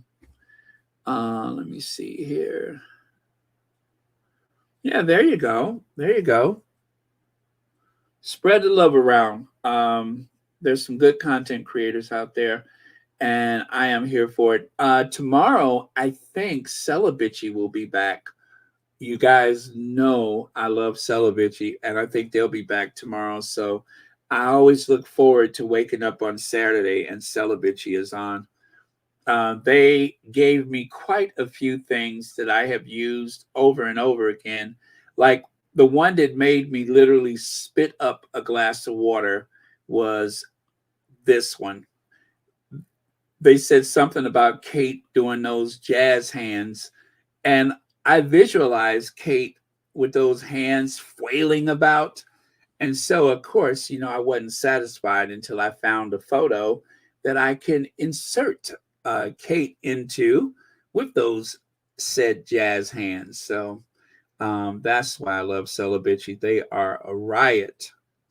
Anytime somebody compares Trump's complexion to a Tupperware bowl that has that spaghetti stain that you just can't get out, they had me right there.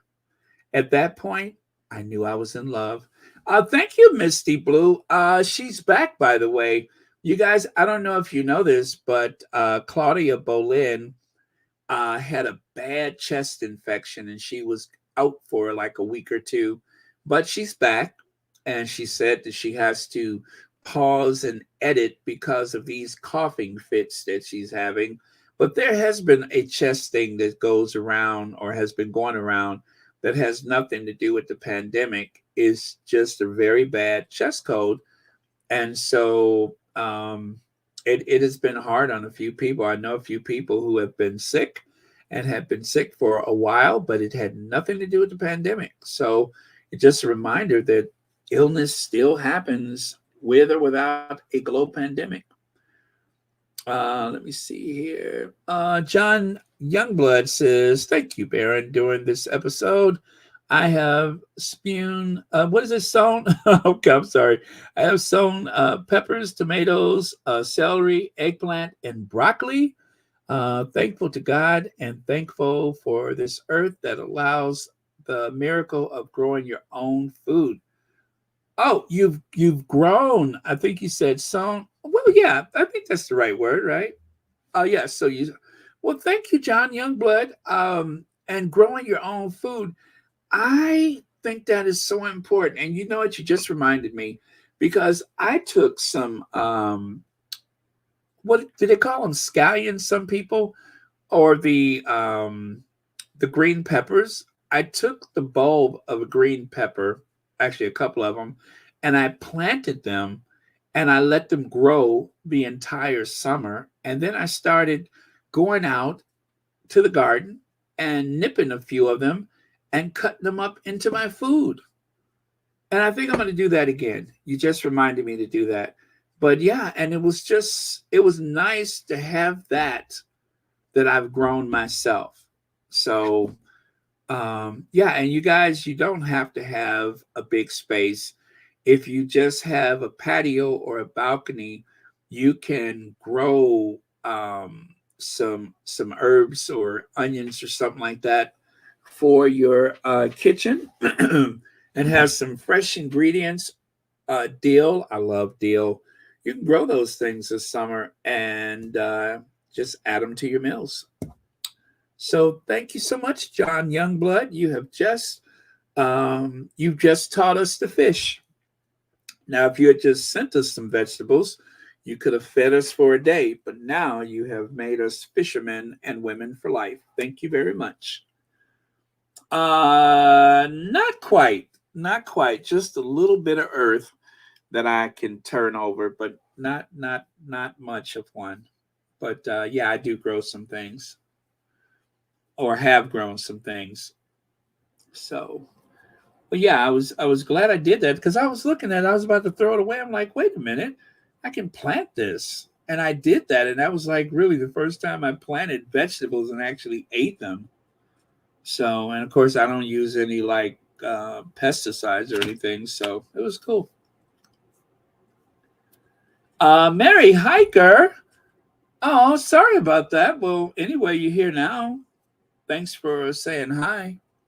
Okay, you guys, we are done for today. Love you guys. It is going on 3 hours. Not exactly what I meant to do, but let's see here. There we go. Okay. Oh, Walmart is getting expensive. Yeah. And they're closing Walmarts around the country. That's odd, isn't it? Oh, you guys, you know, they say when you know something, say something. Listen. Oh, okay. Uh, if you're trying to buy a car, wait until the fall. Wait until, because right now there is a surplus of cars in the market. Actually, I'll put it to you like this: because so many people took their stimulus checks and purchased vehicles during the height of the pandemic, and the interest rates were low, and the banks were giving money to anybody who would take it.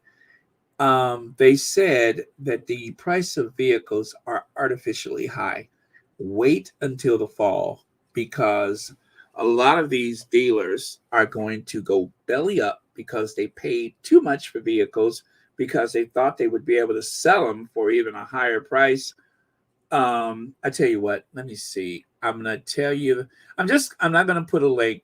I'm just going to tell you the name of the videos that I was watching, but it was so interesting. Actually, maybe I will give you a link. Let me see if I can find one. But the videos were about the coming car situation that, okay, there we go. There's one. There's one. So let me see if I can find another one I was watching. But yeah, hold off before you buy a car, and watch a couple of those videos first, because you might overpay. You might overpay, but there are so many people underwater with car debt, and so many cars that are being repossessed. So if you want a newer car, and not necessarily new, just wait. That's what I'm going to say, is just wait. Save yourself some money. That way, maybe you don't pay too much for it. Yeah, that's the only one I'm going to put. Very interesting conversation, though, about the looming car catastrophe, or whatever they called it. Very, very interesting. Oh no, Mary, what happened? I missed 2 days in the hospital, sent by ambulance. Mary, and thank goodness you're able to tell us about it, though, right? Mary Hiker, you are indestructible. I am convinced of that. You are absolutely indestructible. And don't let anybody tell you different. You are indestructible. You're a very strong person. And thank you so much for sharing that with us. Wow, Royal Sussex keeps getting better every time. Good night to everyone. God bless. Thank you, Lambert Charles. Greatly appreciated. Flo R, thank you for the super sticker. And thank you for watching Royal Sussex. Happy Friday. Oh, can't plan until the snow is off the mountains. Now, is that a metaphor or you can't plant till you dye your hair? You can't plant until you vacuum? I don't know. But and can't plant, is that code for something? I'm just kidding. I understand you're in a cold climate right now. But okay, well, when you can, please do. It is something about watching a plant grow that is very soothing and healthy. And yeah, I think it's a good thing to have something like that live around that you can care for. Very good idea. Oh, thank you, Joan Garcia. Love you.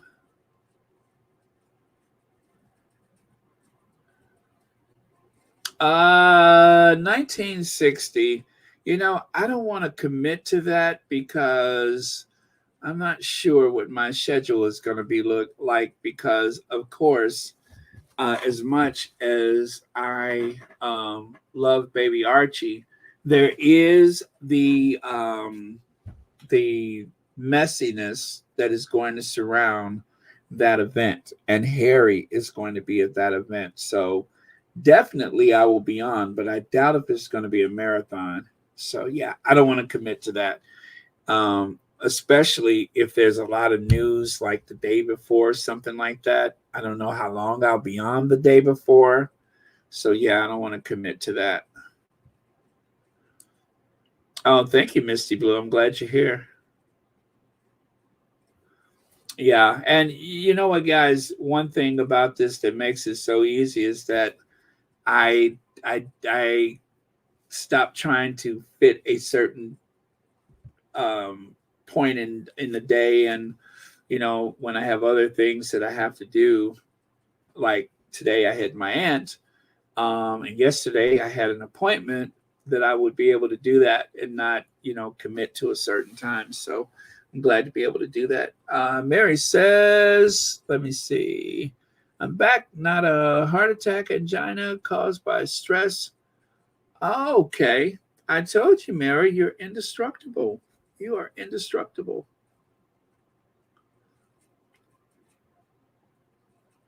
Okay.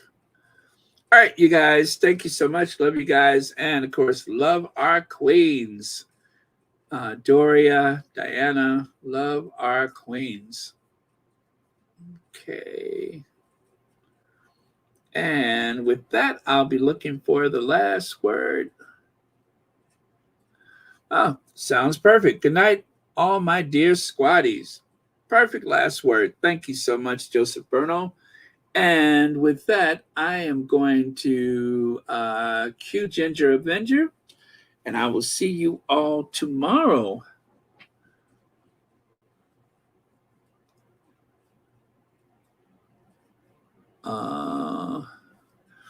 Mary, no, it's not over till it's over. You know, you're here, you're able to tell us about it, and yeah, like I said, you're doing good. You're doing good. I think I forget the name of the doctor, but he said where there's life, there's hope, and I just always believe that where there's life, there's hope. No singing. Did you miss it? Did you miss it, Joan Garcia? I think I sang 2 songs today, didn't I? I sang Send in the Clowns. And of course, what's his name? What's the name of the president from South Africa? I had that one. Yes, you missed my concert earlier. I was getting down too. Oh, thank you so much. Iris Demonia says, may God bless everyone and stay safe. Yes, right. Of course, Satchmo.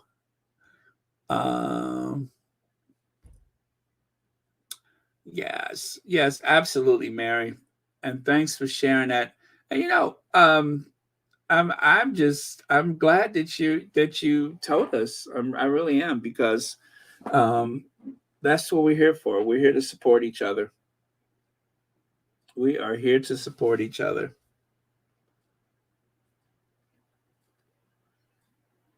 Thank you, Lady Bird. Yes, very true, Mary. Try not to be stressed. And sometimes we got to feel whatever we feel, but just remember, whatever happens, I always believe that our bodies want to heal.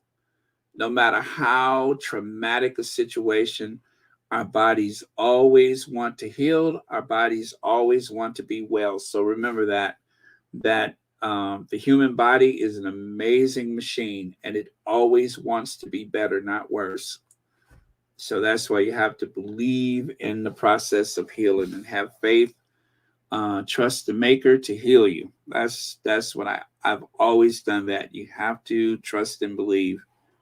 And that's why I always tell people, like my brother, my brother has had some health problems. And I always tell him, I say, you're indestructible.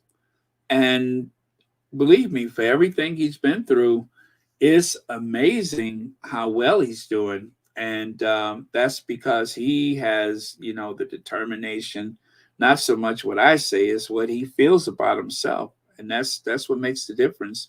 It's not what they say. Treatment is part of it, but the other part is on you.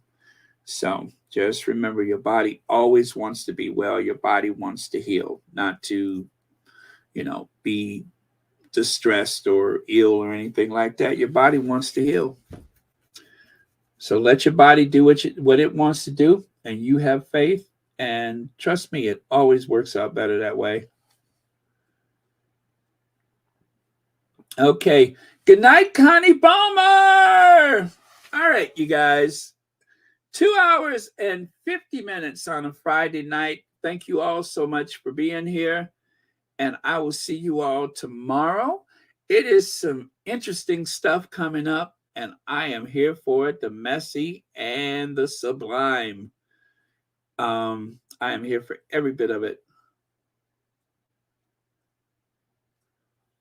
Oh, Joy Moore says, Baron, I go to the YMCA 4 times a week. Let me see. I'm on my knees every night thanking the Lord and pray for others. It helped me. Yes, well, thank you so much for sharing that. And one of the reasons why I cut certain things out of my diet is because my blood pressure was like all over the place. But if I avoid certain things, do you know yesterday my blood pressure was like 112 over, like, I think it was 60 something, 70 something. That's like a teenager, right? That's like an athlete.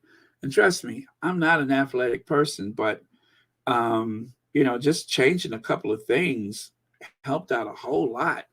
So, part of it is your body is going to do what it's going to do, but then you got to do what you're supposed to do. And thank goodness that I could bounce back like that instead of having to take medications and stuff. But I'm glad for that. So, everybody's different. Some things work for you, and some things you're born with, and some things we, have happened over time. But just remember, your body wants to heal. Your body always wants to be better. And you just have to trust and believe in yourself and believe in your ability to heal. Don't give up on your body. Don't give up on yourself. Okay. Oh, okay. Okay. Yeah, that big, gigantic child of hers.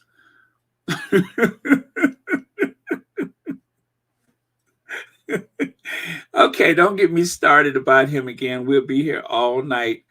Okay, and with that, why did you just remind me about him? I had managed to forget about that massive child of Camilla's. Massive. It's something about him. I just can't stop looking at him. It just seems like there's too much of this and too much of that. You know what I mean? Why does it seem like you could put your whole fist in his mouth and still have room to wiggle it around? Everything about him is just on a larger scale and proportion. Like almost like what is it? Like Jurassic, like a Jurassic child.